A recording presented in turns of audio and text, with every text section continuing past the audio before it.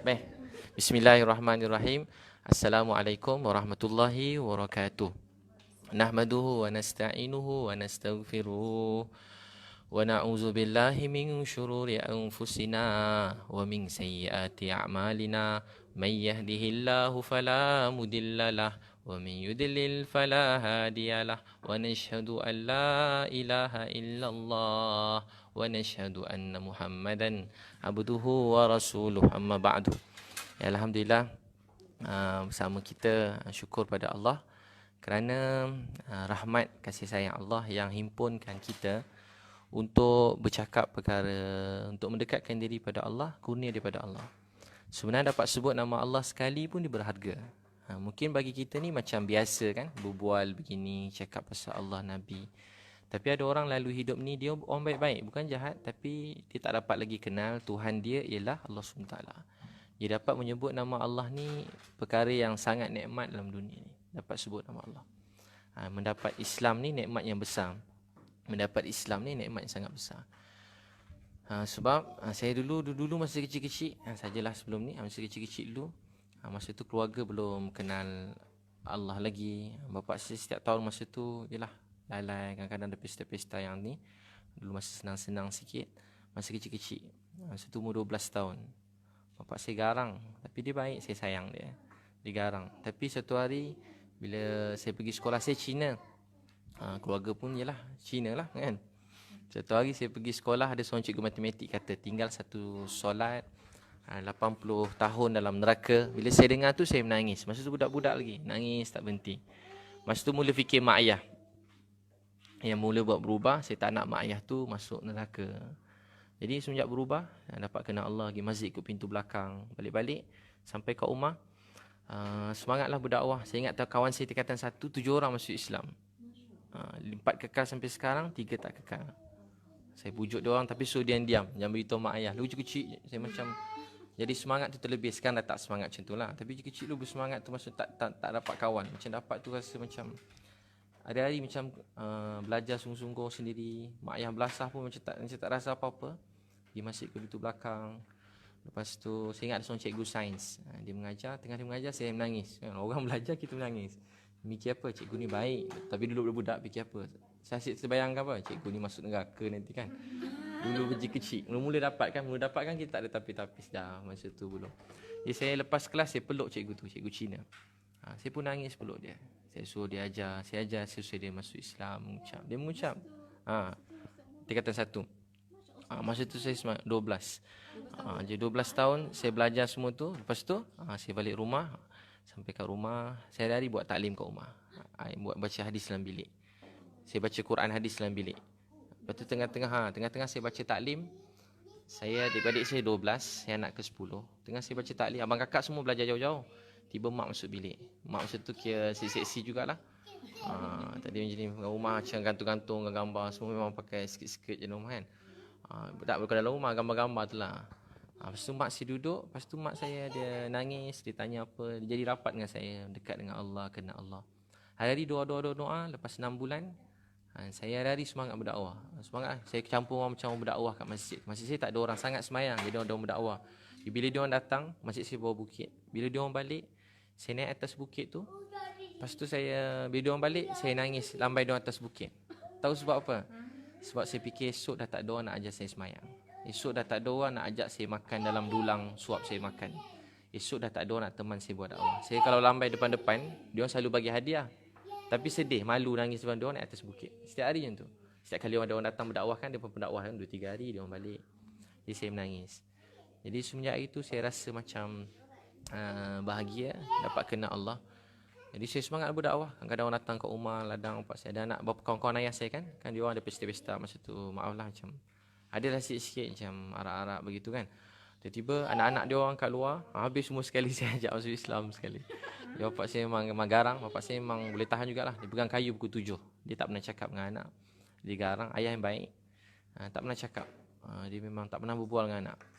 Tapi dengan mak saya dia romantik penyayang. Itu yang saya belajar daripada dia. Bapak saya kalau dengan mak saya makan mesti suap-suap, tak pernah bergaduh. Mak masak, bapak peduk daripada belakang. Seram juga tu sunnah Nabi. Dukung isteri kat belakang, laga-laga pipi. Kakak ada buat? Logo. Hajah ada buat dukung macam tu, dia pun bapak mak saya dia penyayang tapi dengan anak-anak garang. Jadi walaupun begitu rasa hormat sayang kat dia. Satu hari saya tengah baca taklim dalam bilik, saya hari nangis doa, ya Allah beri hidayah kat mak ayah saya, beri hidayah kat bapak saya. Saya tak nak bapak saya masuk neraka, saya nak dia dekat pada engkau. Hari-hari doa, tapi saya tak pernah fikir bapak saya dapat hidayah. Satu hari tiba-tiba tengah saya baca taklim dalam bilik, saya kat rumah tak pernah dakwah. Kat rumah macam cikgu saya cakap nak dakwah mak ayah ni, picit kaki dia, basuh pinggan. Jadi macam tu, berubah. Tengok TV pun tak masa tu. Sebab masa tu kecil kan, warak sikit. Sekarang tengok semua kenal semua sekali kan. Terkenal artis sebelah saya, kanan kiri, pengacara hebat-hebat ni. Jadi lepas tu tengah-tengah baca taklim, mak duduk dengan adik 3 orang. Tiba-tiba ayah datang, ayah nangis. Ayah saya tak pernah nangis, rambut dia beruban, dah 60 tahun. Dia duduk, dia kata, Bit, boleh tolong ayah? Boleh tak ajar ayah kenal Allah, ajar ayah sembahyang? Saya terus nangis tak berhenti.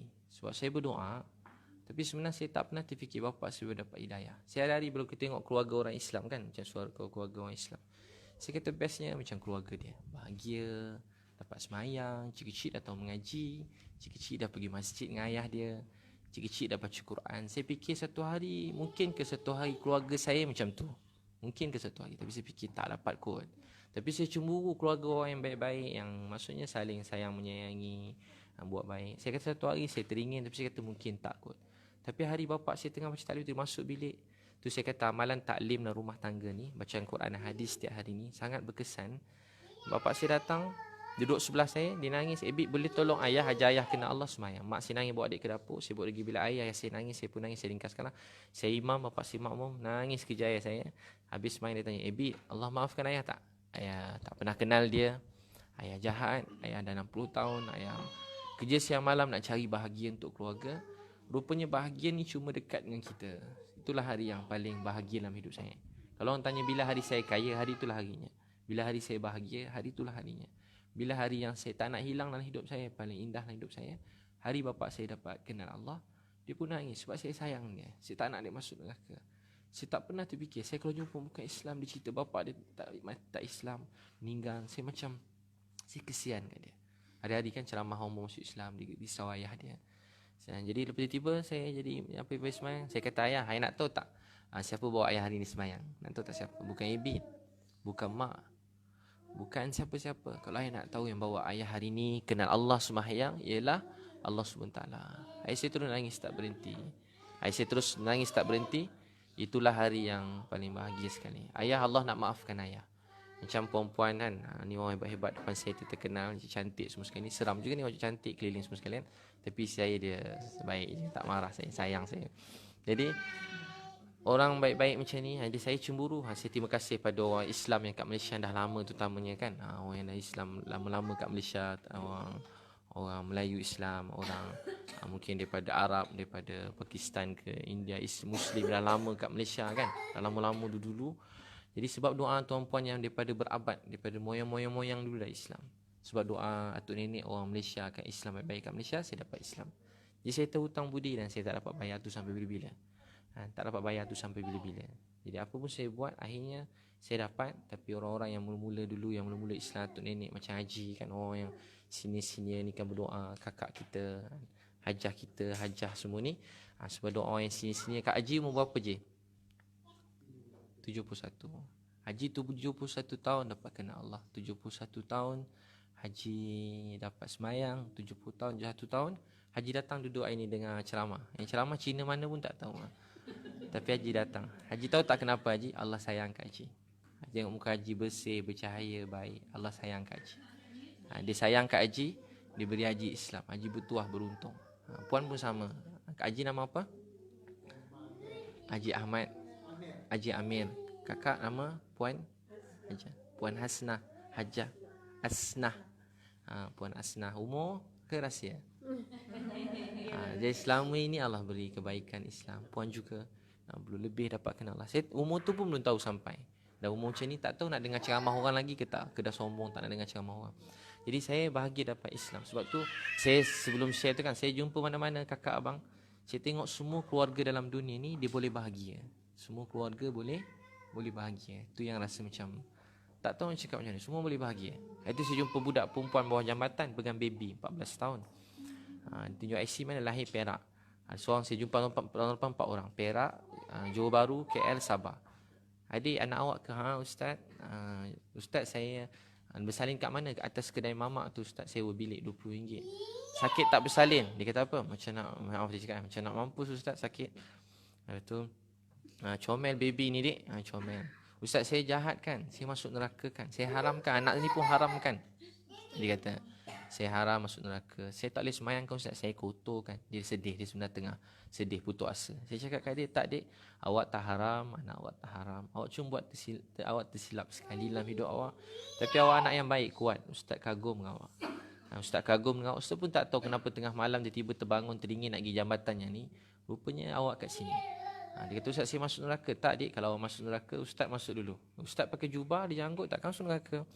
Jadi saya kata kat dia, adik, awak dah 2 bulan duduk bawah jambatan ni. Awak minta sedekah tepi jalan. Rumah saya dengan awak tak sampai setengah jam. Dia kat KL kan, setengah jam saya boleh sampai rumah awak. Tengok awak bawah jambatan ni. Tapi awak duduk kat sini 2 bulan. Kalau apa-apa jadi kat awak atau anak ni, akhirat esok, saya dulu masuk neraka. Ceramah kat orang siang malam, tapi ada orang duduk bawah jambatan. Saya tengok dia sedih, macam anak saya kat rumah. Comel, baik. Tapi hidup dia tak sama macam kita. Kita kalau tak keluar rumah, anak depan rumah kita dah jerit dia kakak. Nak keluar pintu rumah pun minta izin mak kat KL ni. Ini dia balik tak ada 3 hari, seminggu, sebulan. Tak ada orang nak cari dia pun. Tak ada orang cari. Parents dia. Yang dia banyak yang majoriti macam ni. Yang 4 orang saya jumpa ni semua dengan mak. Mak pun kerja mata-rata. Dia dah macam boleh tengok anak buah macam nak pun ramai. Biarlah. Alhamdulillah sekarang dia ada tempat tinggal. 4 budak perempuan ni adalah tumpang ni. Ada tempat tinggal. Ada baby, comel.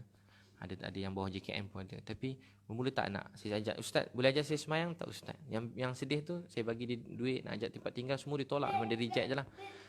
Ustaz tolong saya satu je, boleh tak ajar saya semayang? Saya pun ajar dia semayang. Susah tak semayang Ustaz? Saya kalau orang kata banyak orang tak tahu semayang, saya terus ajar masa tu juga. Terus ikut saya. Yang pertama Allah Akbar, dia pun ikut Fatihah, tahiyat, salam. 4 tu yang wajib. Dan tahiyat tu selawat 5 lah. Nak senang saya cakap 4 je lah kan. Tak ikut tu patut 5, 4. Takbir, Fatihah, tahiyat, salam. Diikut. Biasa tahiyat tak boleh. Boleh semayang Ustaz? Boleh dek. Allah terima ke? Terima dek. Allah sayang kau. Malaikat semua tengah tunggu awak semayang ni. Semua tengah nak bagi pahala, nak ampunkan awak, nak tolong awak. Lepas tu saya ajak sewa hotel. Kawan-kawan dia sewa 2 bilik.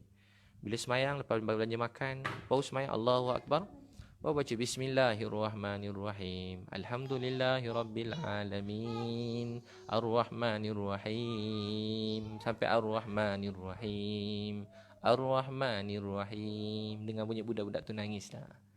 Habis semayang, Assalamualaikum warahmatullahi wabarakatuh. Ustaz, esok boleh datang lagi ajar kita orang semayang. Saya bila orang cakap Ustaz boleh esok datang ajar kita orang semayang, jadi sedih. Hampir semua jumpa kat luar sana, tak ada orang jahat. Itu yang buat saya macam sedih, tak tahu apa nak buat. Tak ada orang tumbuk saya, tak ada orang pukul saya. Dulu adalah masa mula-mula. Sekarang tak ada orang pukul. Tak ada, paling lebih pun ada senang ramai gigi depan kelab. Paling lebih pun itu balik rokok, ludah sikit tu je lah. Lebih bukan luak pun ludah kan, tak jadi apa pun ludah saya. Dah tak rasa dah kalau orang ludah sakat balik rokok tu, saya dah tak kecil hati dah. Masa time pergi jumpa orang tepi jalan. Ada ambil ramai balik rokok ludah. Apa dia? Tapi dia rasa macam tu. Tapi saya tak marah dia. Marah juga sebenarnya. Kalau ikut hati mau je saya. Yalah. Tapi saya pun memang tak takut orang. Pada kecil memang nak mati syahid je kan. Tapi apa saya ingat masa tu, saya ingat muka mak saya senyum. Sebab saya tak sempat belikan, susah. Spek mata tak sempat beli, susah lu. Nak beli apa-apa tak sempat. Nak buat gilang kawi tak sempat. Gaji pun tak sempat. Masa susah tu. Hari saya senang dapat rezeki lebih, hari tu mak saya dah tak ada. Dulu saya kerja kuat-kuat tu memang untuk dia. Memang semua sekali untuk mak je tu. Memang semua sekali hidup saya ni cuma untuk mak saya, kerana Allah, untuk mak saya.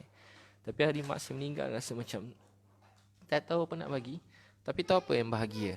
Sekarang saya tahu, kalau kita buat baik, sabar atas ujian dalam hidup, sebenarnya ramai orang ingat masuk syurga sebab semayang, puasa. Ini kewajipan, tak boleh tinggal hubungan dengan Allah. Tapi darjat kita beza satu sama lain ialah sabar. Ya, setiap kali diuji yang berat dalam hidup, cakap apa, ya Allah, kalau ada pahala untuk sabar ini, saya hadiahkan buat saya niat untuk mak saya yang saya sayangi. Jadi sebab tu budak tepi jalan tu seronok. Antara kerja paling saya semakin suka kerja tu. Saya berdoa Allah beri saya masa lebih lagi. Saya memang nak kurangkan je ceramah tu sebenarnya lah. Saya nak macam, saya suka kerja tu. Macam jumpa orang baik. Ada seorang lagi budak, dia J5 kat utara. Dia jual burger kat Kuala Air Panas. Rupa dia dalam burger tu letak dadah. Tak pergi sekolah, tinggal dengan nenek. Ustaz, dia jumpa saya, jumpa dia budak tu. Ustaz, mak ayah saya masuk neraka tak? Kenapa? Saya doa dia masuk neraka, Ustaz. Dia orang tinggal daripada kecil. Nenek susah jual kuih, tua-tua. Cikgu susah pergi sekolah. Buat apa saya pergi sekolah? Baik saya tolong nenek saya jual burger. Buat apa pergi sekolah, Ustaz? Mak ayah saya tu nenek saya sekolah kan. Dah tua-tua tinggalkan nenek saya. Budak tu pandai, dia J5, matang. Saya doa mak ayah saya masuk neraka, Ustaz. Ustaz rasa mak ayah saya masuk neraka tak? Tengah malam tanya kat saya. Sudah malam nak tidur lah kan. Bila adik, mudah-mudahan masuk neraka lah mak ayah awak kan. Lepas tu bawa-bawa, Ustaz saya jahat, Ustaz. Muka comel jahat apa? Banyak dosa saya buat. Tak payahlah adik, Ustaz dah jumpa orang jahat dalam dunia, jahat apa pun. Engkau comel jahat apa engkau buat? Banyak dosa saya, Ustaz. Tak boleh nak cakap ni. Tak payah cakap lah adik, engkau baik je. Saya jahat, Ustaz. Mari sini. Dia pegang tangan saya. Pergi bilik air, tunjuk dalam beg ada dadah. Tu saya tahu dia jual dadah juga. Kadang dia kawan dengan pengedar.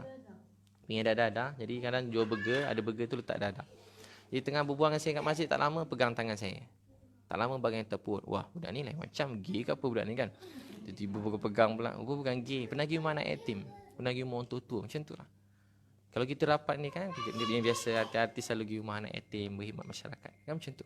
Cuba berbual dengan dia sikit. Tak lama dia. Kalau kita pergi shopping tu kan semua pegang tangan kita. Peluk kita. Manjat belakang kita. Rumah orang tua pun sama. Pakcik-pakcik tu. Mana anak pakcik? Dia baru hantar pagi tadi. Dia ambil petang kan Ustaz. Sebenarnya berapa tahun dah situ. Orang yang jaga kata Ustaz jangan risau. Kalau masuk rumah orang tua selalu tak lama.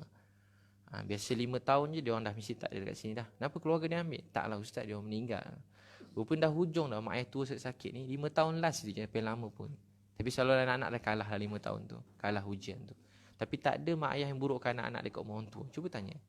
Semua cakap baru hantar. Cuba pakcik tu, kita peluk dia kan. Muka macam, suka tengok muka kita. Muka macam tak ada perasaan. Tapi bila kita peluk pakcik-pakcik tu, dia nangis. Budak-budak sekolah pun sama. Dia semua rindukan kasih sayang. Saya ringkas budak tadi, saya balik KL, dia masuk Tafiz tau. Tafiz kat KL ni, dia dah ni Ustaz, dia masuk 10, dia dah hafal 10 juz Quran. Dia kata, Ustaz, kenapa lama tak tengok saya? Saya tak ada mak, tak ada ayah, tak ada abang, kakak, adik. Kau nak jumpa mak ayah kena Ustaz cari? Tak payah Ustaz, sebab dia orang pun dah tak sayang saya, dia orang dah kahwin, ada anak-anak. Saya doa dia orang, Allah maafkan, Allah masukkan dia dalam syurga. Ustaz, saya doa hari-hari, nak jumpa mak ayah ke? Tak Ustaz, saya doa bila Ustaz datang tengok saya. Alhamdulillah Ustaz sampai kat ini.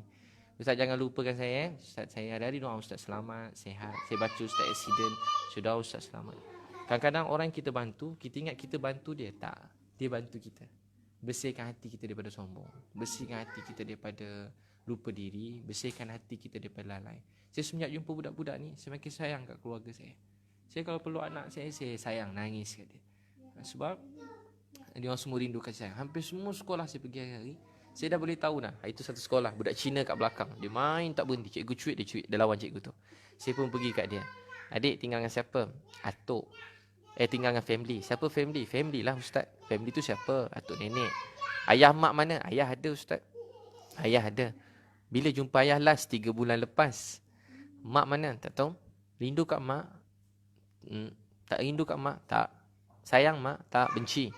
Jangan macam tu dik. Maafkan dia. Tak. Saya tak nak maafkan dia. Saya cakap berbual-bual, saya cerita mak saya. Mak saya yang peluk saya, cakap selamat ilahi kat saya, yang usap rambut saya, yang selalu bagi semangat kat saya. Saya berkata, mak saya dah tak ada dik, saya rindu mak saya. Awak tak rindu mak awak? Budak Cina tingkatan 3 tadi tak Islam. Dia pun nangis. Nangis tu kat situ. Tengah berbual macam ni, saya cakap macam ni, budak tu nangis. Sampai saya dah tahu dah, budak-budak ni dia rindu kasih sayang. Tu yang kalau saya paling kesian kat anak-anak mana-mana. Kesian. Rindu kasih sayang. Sekolah itu kat Sabah, baru balik. Siapa mak ayah duduk dengan nenek, tak duduk dengan mak ayah. Ramai yang kat tangan. Ramai yang kat tangan. Tak duduk mak ayah. Mana mak ayah? Pergi haji Ustaz. Oh, pergi haji rupanya. Silap soalan. Awak mana mak ayah? Pergi haji. Tiba ada seorang budak kat depan. Dah jam 5. Dah jam 5 ni. Ingat tak ada perasaan kan? Muka, rambut. Meh Liza, selamat datang ni. Hidayah. Lepas tu, rambut dia. Meh sini, Liza duduk sini. Dekat-dekat sikit. Meh sini. Meh. Dekat-dekat. Meh lah dekat sini. Meh. Tak boleh. Oh, ambil alih orang penceramah. Lupa penceramah. Ya. Yeah. Jadi lepas tu rambut dia color-color. Adik ayah mana? Pergi haji ke? Sebab yang lain tu pergi haji. Tak Ustaz, ayah saya dah meninggal. Situ tu diam dah. Dah jadi 5. Ayah dah jadi 5 dia sekarang. Dah jadi 5 Zai. Jadi 3 yang meninggal. Mak mana tak tahu. Ayah pergi, mak pun pergi juga. Mak tak tahu. Lepas tu rindu kat ayah. Budak tadi muka macam jahat, tak ada perasaan. Tiba-tiba dah nangis lah. Dia pun dia main peluk ustaz sandar. Itu bukan peluk, itu bukan peluk, itu sandar. Peluk saya, dia pun peluk. Bila dia peluk, dia sandar lagi. Saya ambil tangan dia, letak kat belakang budak anak-anak yang tak ada ayah ni. Sebab tu kalau jumpa anak yatim, sunnah dia kita usap kepala dia dengan rasa sayang, peluk dia. Sebab tak ada orang nak peluk bila dia sedih. Tak ada orang nak peluk dia, selalu bagi semangat kat dia. Ambil tangan sebelah, letak kat sini budak tadi. Lepas tu kita dah lepas, dia tak lepas tangan. Hampir semua sekolah pergi, ni sekarang tahun ni banyak kisah sekolah semua. Hampir semua sekolah saya pergi, saya bertambah yakin yang bahawa budak-budak ni semua cuma anak-anak yang baik. Dia cuma rindu kasih sayang. Macam mana kita kenal kasih sayang Allah? Sebab ada Nabi Muhammad yang kenalkan. Manusia yang paling baik dalam dunia daripada Adam sampai kiamat. Paling baik dalam dunia. Kerana kasih sayang Nabi tu, kita dapat Islam. Nabi susah, sakit, lapar, keluarga Nabi susah. Sebab tu kita dapat Islam. Sekarang, Nabi dah wafat. Sahabat yang baik-baik macam Nabi, berakhlak macam Nabi dah tak ada. Mereka telah jalankan tugas mereka dengan baik. Mereka pejuang yang sebenar. Sekarang giliran kita kan, orang Melayu, orang Islam kat Malaysia ni selalu pergi jauh-jauh, payah juga nak murtad. Taklah semua murtad, tak ada sikit-sikit. Tahu tak sebab apa? Sebab kasih sayang mak ayah dia. Kasih sayang mak ayah dia. Kasih sayang mak ayah buat kita dekat dengan Allah. Saya kalau di Cina nak puasa susah. Nak belajar puasa tu, kawan-kawan masuk Islam di Cina susah puasa. Tapi saya tengok orang Islam dalam lama senang puasa. Budak-budak tadika puasa dah. Betul ke dek puasa? Saya macam tak percaya dia mesti minum air dan belah air ni. Sebab saya selalu buat macam tu dulu. Jadi saya fikir mesti minum air. Tapi sebab apa dia boleh puasa? Kasih sayang mak ayah. Kan mak ni siapkan sahur. Pagi-pagi bangun tak tidur. Mak ayah tamunya kat Malaysia ni, dia ajar Islam tu dilengkapkan dengan kasih sayang. Sahur, buka puasa. Kan buka puasa seronok. Makan dengan family. Sama-sama. Kan kasih sayang tu yang buat dia rasa. Sebab tu kalau orang mak ayah dah tak ada, bulan Ramadan tu dia nangis. Masuk satu Ramadan, mata mesti laju rindu kat mak. Tahu sebab apa? Sebab Ramadan tu kita susah payah dengan keluarga. Makan sekali. Itu sebenarnya. Jadi, solat pun jadi nikmat. Sebab tak tinggal jadi susah. Biasa orang macam ni, orang yang daripada kecil, dia dah biasa didikan Islam tu, tapi bersama dengan kasih sayang. Tu sahabat senang amal Islam sebab Nabi didik mereka dengan kasih sayang. Jadi mereka nampak Islam tu. Sekarang anak tu nak nampak Islam tu kat mana? Pada mak ayah dia. Isteri tu nak nampak Islam tu pada siapa? Pada suami dia. Suami tu nak nampak Islam pada siapa? Pada pasangan dia. Jadi mana Islam tu? Jadi kita sekarang sebab tu sangat banyak bersalah sebab kita tak macam Nabi. Jadi yang kita kena perbaiki sebenarnya diri kita. Kita jauh daripada Nabi. Nabi ni manusia yang paling baik. Nak semua orang bahagia masuk syurga. Bukan saya yang cakap. Allah beritahu dalam Quran. Laqad ja'akum rasulun min anfusikum azizun alaihi ma anitum harisun alaikum bil mu'minina raufur rahim. Nabi Allah Rasulullah hantar yang tamakkan kebaikan. Nak semua bahagia. Tak nak satu orang pun derita. Betul-betul ni. Bukan cakap-cakap. Kita cakap-cakap. Saya selalu cakap itu. Tak apa kakak. Kita sama tolong-tolong. Tapi kalau untung-untung kan saya sapu sendiri juga. Kan, tolong-tolong. Ni tak bang, bukan tolong-tolong cakap-cakap, bukan ahli perniagaan punya tolong, maaf, bukan ahli politik punya tolong, bukan ustaz-ustazah punya tolong, bukan artis-artis punya tolong. Ini betul-betul daripada hati. Orang dah tidur, Nabi tak tidur, nangis untuk orang. Ada kau macam tu dalam dunia? Siang dah tolong orang, malam tak boleh tidur, nangis. Kalau kita sehari dua nangis. Setiap malam daripada mula dapat dakwah sampai hari akhir Nabi. Semua keluarga beliau. Jadi Islam sampai pada kita ni dengan kasih sayang. Sebab tu dalam keluarga kena wujud kasih sayang. Satu, makan berjemaah, makan sama-sama. Dua, buat taklim kat rumah dengan keluarga. Tu amalan yang kena buat dalam rumah. Dia tak boleh tunggu je, biar je. Ustaz, ni masalah ni kan, biar dia panjangan. Tak boleh, dia mesti ada asasan rumah tangga tu. Kalau buat ni, insya-Allah keluarga berubah. Amalan solat awal waktu, amalan taklim, makan sama-sama berjemaah. Kalau boleh suap-suap. Betul, budak degil-degil kalau kena suap. Lepas tu selalu cakap sayang dalam keluarga. Cakap yang ikhlas. Sebab tu bila saya buat keluarga sunnah tu kan, orang tanya, Ustaz kenapa dia orang nangis? Saya bukan macam pakar motivasi ke tak. Saya pun tak tahu kenapa dia orang nangis. Mula-mula saya suruh pegang. Biasanya saya suruh pegang tangan sebelah supaya tak tertidur, motivasi kan, gerak-gerak sikit. Tiba-tiba saya suruh dia orang pegang pasangan kan, dia orang semua nangis. Tahu tak sebab apa? Sebab kita tak sempat buat macam tu kat rumah kita. Sempat tak? Siapa sempat pegang tangan suami berbual yang abang sayang kat awak, nanti kita sama-sama masuk syurga? Ada ke sempat kita cakap macam tu? Tak sempat cakap kat suami, yang suami cakap yang nanti kita. Orang dulu ada masa-masa, kita tak. Kita kalau dalam rumah tangga tu macam pasar bergaduh siang malam, sampai matilah bergaduh siang malam. Kalau rumah tangga tu jenis ketawa, tak berhenti ketawa, dia tak ada waktu serius pula. Jadi tersedar ketawa-ketawa punya ada masalah punya. Tahu hari-hari ketawa, rumah tu jadi hiburan 24 jam. Seronok hiburan hari-hari. Ustaz saya sama ustaz pergi karaoke sekali, pergi bowling sekali. Rapat ustaz tak pernah pisah. Tapi dia terlupa ada waktu dalam hidup ni, kena ada waktu yang kena serius. Abdullah Rawahah jadi imam, isteri kat belakang. Dia kata, "Yang kenapa?" Dia tanya, "Yang kenapa?" Suami dia tanya, "Kenapa awak menangis tengah sembahyang tahajud nangis?" "Saya menangis sebab sama macam abang." "Kenapa?"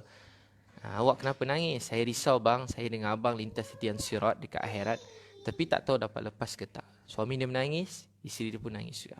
Ada masa waktu dalam hidup ni, kena ada waktu-waktu begitu setiap hari. Yang kadang dengan anak kena ada waktu yang serius sikit. Kita bergurau ni sepanjang hari buat main. Ada masa kena berbual. Nak, ayah makin hari makin tua. Ayah bahagia tengok kau membesar. Ayah selalu sibuk, tapi ayah tak selalu peluk anak orang. Ayah tak sempat peluk kakak. Tapi ayah sayang kat kakak. Kadang-kadang tengah dakwah kat teman kampung, ayah nangis rindu kat kakak. Ayah rindu kat kakak, rindu. Tapi kadang ayah balik rumah layan adik-adik, tak sempat layan kakak. Ayah minta maaf. "Kakak, ayah nak satu je. Esok ayah dah mati, kakak jangan tinggal solat ya. Ayah sayang kakak, jangan tinggal solat. Tolonglah buat dakwah ni nak. Ayah pun kalau boleh tak nak mati, tapi mati tu mesti datang. Mungkin esok lusa." Ada masa dalam hidup tu kena ada macam tu. Sebab tu dalam rumah kena amal taklim tadi.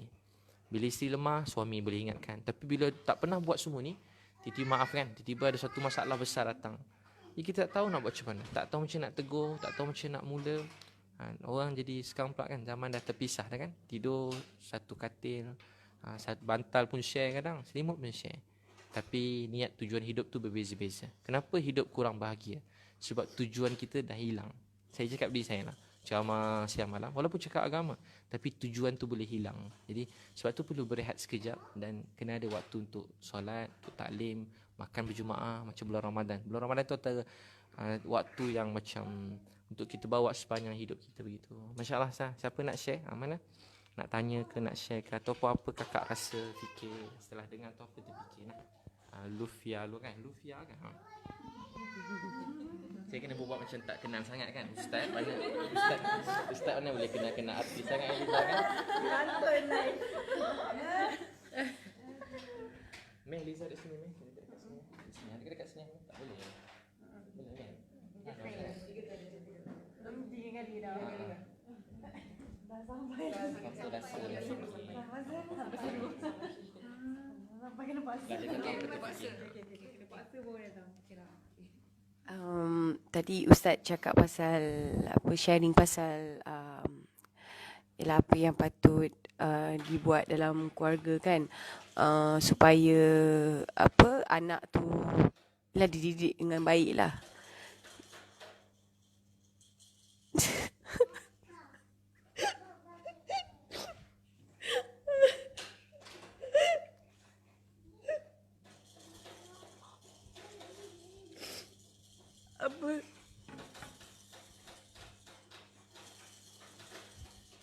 Ya Allah, saya macam fikir yang itulah, macam mana saya nak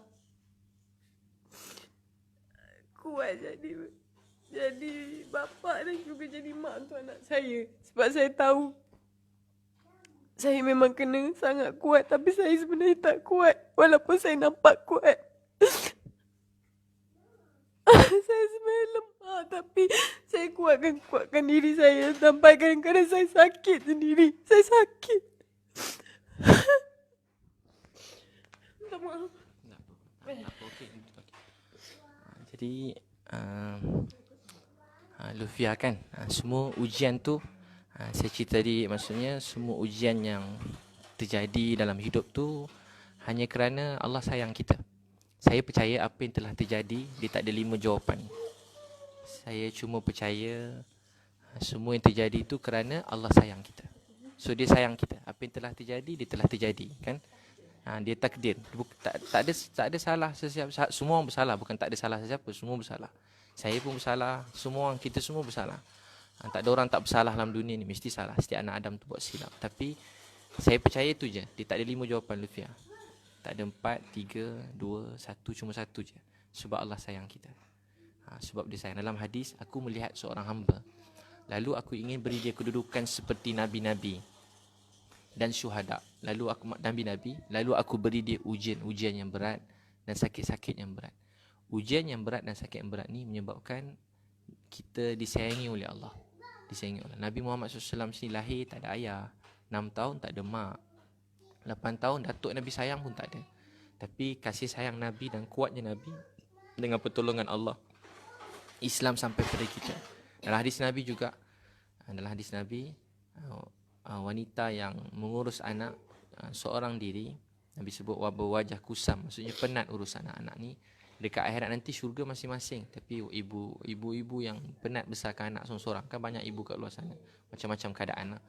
Besarkan anak seorang diri, Nabi sebut dia dengan aku seperti 2 jari ni. Maksudnya dalam syurga yang sangat indah tu, wanita-wanita yang besarkan anak seorang diri, dia dapat dekat dengan Nabi seperti 2 jari. Jadi dengan sabar. Nabi sebut antara rasul-rasul yang paling disayangi oleh Allah, Rasul Ulul Azmi. Sebab mereka antara Rasul Ulul Azmi yang paling banyak menanggung susah, diri aku. Ini sabda Nabi SAW. Nabi SAW. Jadi orang yang paling banyak menanggung susah sebab Allah sayang dia. Tak ada orang nak kahwin berpisah, contoh. Tak ada orang nak dalam hidup. Mana orang tak ada orang nak. Kita dengar pun marah. Saya pun masa mula nikah pun cakap, Ustaz ni tak dia cakap saya. Ni tak ni. Dia cakap macam tu kan. Wah, Ustaz ni bukan main, mulut boleh tahan juga ni. Masa nak nikahkan tu kan. Tapi kita percaya satu je, sebab Allah sayang kita. Dan jadikan benda ni kekuatan buat bagi semangat kat anak-anak kita, insya-Allah. Macam zaman sahabat, banyak mereka wanita-wanita dulu sangat kuat dibesarkan anak. Itu je yang penting Lufia kan. Satu, terus ingat Allah sayang kita. Dan kalau sedih, betul kita manusia. Nangis tu okey, bagus. Menangis tu obat. Dan sahabat dulu, Nabi Yaqub nangis hilang Yusuf alaihissalam dalam Quran kan. Sampai mata dia tak buta ke ataupun macam buta begitu. Dia baca Al-Quran ni, innama ashku bathi wa huzni ilallah, innama ashku bathi wa huzni ilallah, innama ashku bathi wa huzni ilallah. Kepada Allah aku mengadu sedih aku dan susah aku. Kalau bahasa kitanya, ya Allah aku sedih, ya Allah aku susah, aku hanya mengadu pada Engkau.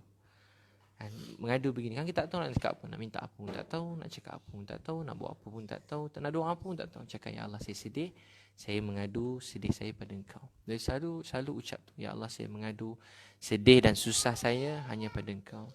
Sayyidina Umar Khattab tengah jadi imam, dia baca innama ashku bathi huzni ilallah, sampai saf paling belakang dengar Sayyidina Umar nangis. Tu orang yang sangat kuat kan. Kita dengar Sayyidina Umar kan garang, tegas. Bayangkan orang khalifah macam ni punya tegas, bukan mengurus kecil-kecil. Dia pula kerinduan kat Nabi, tanggungjawab besar, dan disayang, rindu kat Abu Bakar, sahabat yang sama-sama. Tiba-tiba sama-sama bina Islam tu, perjuangan tu. Asal 3 orang tu lah yang berjuang paling teruk sekali, Nabi, Abu Bakar dan Umar. Sampai zaman Sayyidina Umar ni, ujian ni lagi makin besar sebab banyak nak diuruskan. Bukan Makkah, Madinah, tapi hampir seluruh dunia dah mula Islam tu sebar. Dia selalu menangis dengan rindu Nabi, Abu Bakar radhiyallahu anhu, tapi nak urus hal yang banyak. Tengah jadi imam subuh, dia malam dah nangis seorang-seorang. Subuh tu tak tahan lagi. Dia nangis sampai saf paling belakang nangis. Dengar menangis. Jadi menangis ni obat. Menangis ni bukan kelemahan. Menangis ni kekuatan kita. Itu tanda kita manusia dan menangis pada Allah. Dia jadi nikmat. So, selalu bila sedih nangis ke Allah kan? Nangis ke Allah. Dan ya Allah, nanti Allah akan siasa pimpin kita, buka jalan, insya-Allah anak-anak semua jadi anak dai soleh-solehah. Dan Allah akan beri sesuatu yang kita tak pernah sangka dalam hidup kita. So percaya begitu.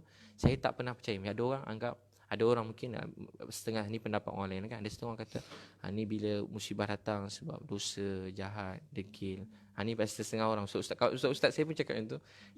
Ni musibah, jahat, dosa, ni sebab dosa kat ustaz. Ni dosa banyak ni dosa. Orang selalu kait macam tu. Saya tak pernah percaya begitu daripada saya kecil. Saya percaya semua ujian cuma kerana Allah sayang. Bila dia sayang, dia ampunkan dosa. Bila dia sayang, dia naikkan darjat. Dia sayang, dia beri pahala. Sebab Tirmizi, saya Muslim. Jawapan dia satu, sebab sayang kan? Maha suci Allah. Tapi Allah tunjuk, Nabi sebut Allah sayangkan hamba 70 kali mak sayangkan anak dia. Mak kalau cubit anak, kenapa? Anak ni tak jalan. Kalau ada anak kan, apa kita buat? Kita tarik menjerit kan, tercabut tangan anak kita tu. Anak kita belum kena langgar lagi. Dia kata mak bukan nak lintas, baru pandang macam nak melintas. Tapi kita tarik, tercabut tangan dia. Cuba mak mana boleh duduk diam. Anak kita baru buka pintu, dia rasa anak nak buka pintu je, dia dah tarik kan pusat anak dia, terkeluar pusat anak dia kan. Contoh, maaf kan. Jadi kadang-kadang macam, kadang ada mak ketuk anak, ada kadang mak bagi hadiah, kadang mak tu peluk anak, kadang mak tu nangis tu anak, kadang mak tu merajuk dengan anak, kadang mak tu hempas barang. Kenapa dia buat semua tu? Sebab dia sayang. Jadi Maha suci Allah, Allah SWT buat semua yang terjadi dalam hidup kita kerana dia sayang kita. Selagi kita sedar dia sayang kita, dalam Bukhari Tirmizi, Allah ingin beri kebaikan pada seseorang, Allah bermula beri musibah. Jadi ada kawan saya saja cerita, cikgu yang mula dakwah saya ada 3 orang. Salah seorang tu dulu dia rezeki dia senang je. Dia banyak tolong orang, suka tolong orang, baik. Dia kuat berdakwah sampai habis semua duit simpanan dia berdakwah, tolong orang. Keluarga dia pun bagus. Anak-anak dia semua tak susah lah hidup, dapat apa nak. Takdirnya kawan situ ada anak 11 orang. Kawan situ meninggal. Isteri dia suri rumah. Tak kerja, pakai purdah, duduk rumah. Bayangkan macam ni, tak pernah campur orang. Saya pergi rumah dia. Saya nangis tengok dia. Saya tengah ceramah kat masjid kata ni.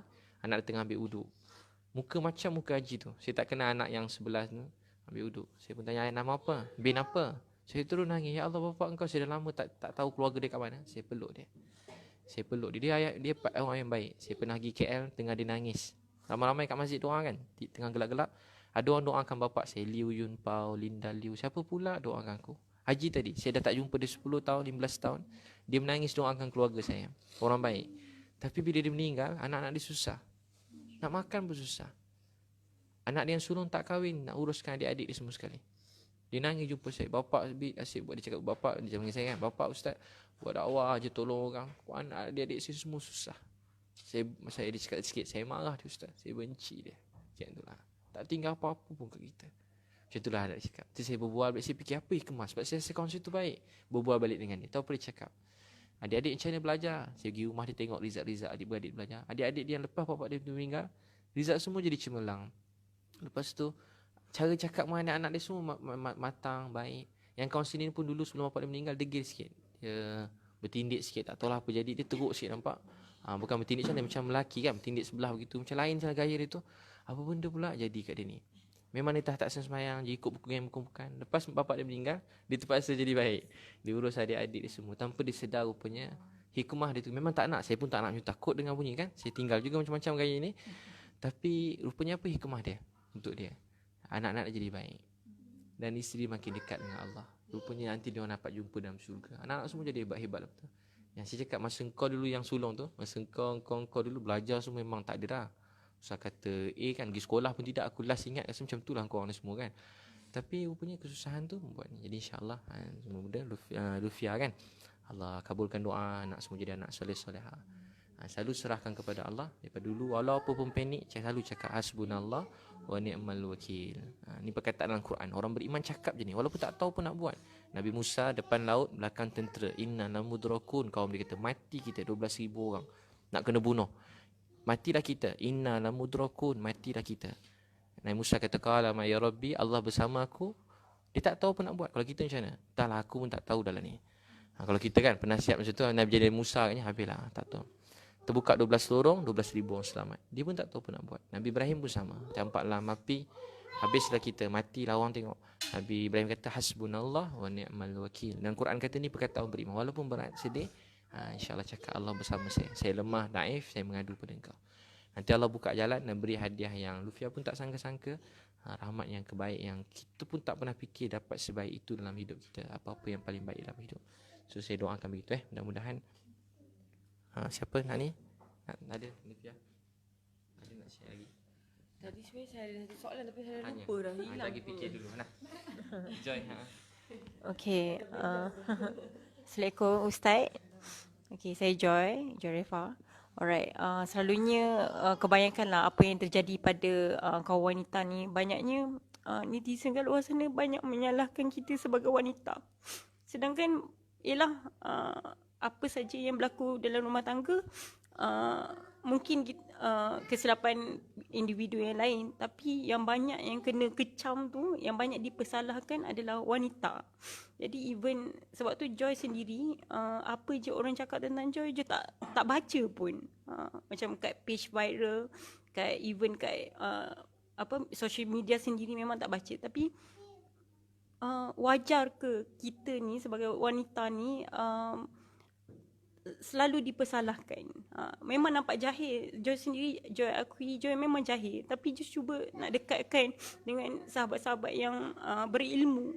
Jadi even Joy dekatkan diri dengan berilmu pun orang tetap bercakap juga nak tunjuk baik lah, engkau tu dah jahat, dah masuk neraka, kau tetap juga nak cuba nak jadi baik berlakon. Tapi sebab tu Joy rasa kekuatan wanita ni tetap ada walaupun orang sentiasa menindas kita, macam tu. Jadi Joy nak minta nasihat daripada Ustaz, macam mana seorang ibu tunggal macam Joy ni boleh survive daripada segi rohani. Adakah setiap hari kena mendengar ilmu-ilmu agama ke macam mana? Ustaz. Lupa nak bagi mic. Jadi apa Liza? Jadi kita pertama jaga solat, jaga solat fardu awal waktu. Kalau jaga solat fardu, kita memang tak tahu apa akan jadi esok, minggu ni, minggu depan. Risau akan masa depan, akan apa yang akan terjadi tu tanda kita manusia kan. Mana orang tahu, bukan kata esok, sekejap lagi pun tak tahu apa jadi. Lagi 5 minit pun tak tahu apa jadi. Jadi apa yang kita nak kena buat, pertama kita kena pergantungan kita kepada Allah tu kita kuatkan. Pertama jaga solat. Dalam Quran kata innal insana khuliqa halu'a. Manusia dicipta bersifat keluh kesah, dapat kesenangan sombong, kikir, lupa diri, dapat kesusahan berkeluh kesah, mengeluh. Ada orang sampai 7 bangunan agaknya. Tapi kata Allah bukan begitu orang solat, yakni yang kekal menjaga solat. Jadi pada sekarang kita niat jaga solat. Bila jaga solat, Allah beritahu ujian tu datang, mesti datang. Sedih tu mesti sedih. Tapi ujian tu membuat kita semakin dekat dengan Allah. Dan kita dapat, Allah beri kita kekuatan untuk melaluinya. Kalau pedih, sedih tu kita memang manusia. Nabi SAW masa kematian Ibrahim kan, anak Nabi. Zainab, anak Nabi 7, lebih kurang salah satu pendapatnya 7. 5 dah meninggal. Dapat seorang anak, tinggal Fatimah masa tu, dapat seorang lagi anak, Ibrahim. Tengah sayang Ibrahim, setahun lebih baru, setahun nak masuk 2 tahun. Air mata Nabi laju keluar. Sahabat kata, ya Rasulullah kenapa ni? Tengok Nabi nangis, air mata banyak. Orang selalu marah menangis kan. Nangis tak apa, banyak mana air mata pun tak apa. Cuma kita tak boleh menyalahkan, jangan cakap yang salah. Atau kita pukul-pukul atau meronta-ronta, jerit kan. Apa jadi? Nabi nangis masa tu, air mata Nabi laju keluar. Nabi kata air mata ni mengalir, hati ni bersedih, lidah ni tidak akan bercakap yang salah, sedih. Tapi untuk tu kita jaga solat. Saya rasa jaga solat fardu awal waktu. Nombor 1, tu yang kunci nombor 1. Jangan jaga solat fardu awal waktu. Kalau lambat solat, satu kaki akan menempah neraka. Sebab saya ada tengok dekat Instagram. Kalau macam sengaja melewatkan solat, maknanya satu kaki kita ditempah untuk ke neraka. Na'udzubillah. Sebab dia sebenarnya sebab tu dia kata apa amal yang paling afdal, orang tanya Nabi. Nabi sebut solat di awal waktu. Sebab bila kita tangguh, dia kemungkinan tertinggal. Mungkin terlambat. Orang yang biasa dapat jaga solat ni cuma orang solat awal waktu. Kecuali musafir lah. Jangan sengaja lambatkan. Masuk waktu tunggu solat. Orang macam ni yang jaga solat. Orang lain semua tak jaga solat. Termasuklah saya. Saya walaupun ceramah siang malam kan. Tapi tiba saya tengok ada bantu-bantu saya. Ayah dia didik dia solat. Dia ikut saya. Benda tu boleh berhenti. Lagi 5 minit nak solat, dia suruh berhenti solat. Dia suruh berhenti solat. Ada 3 orang bantu saya begitu.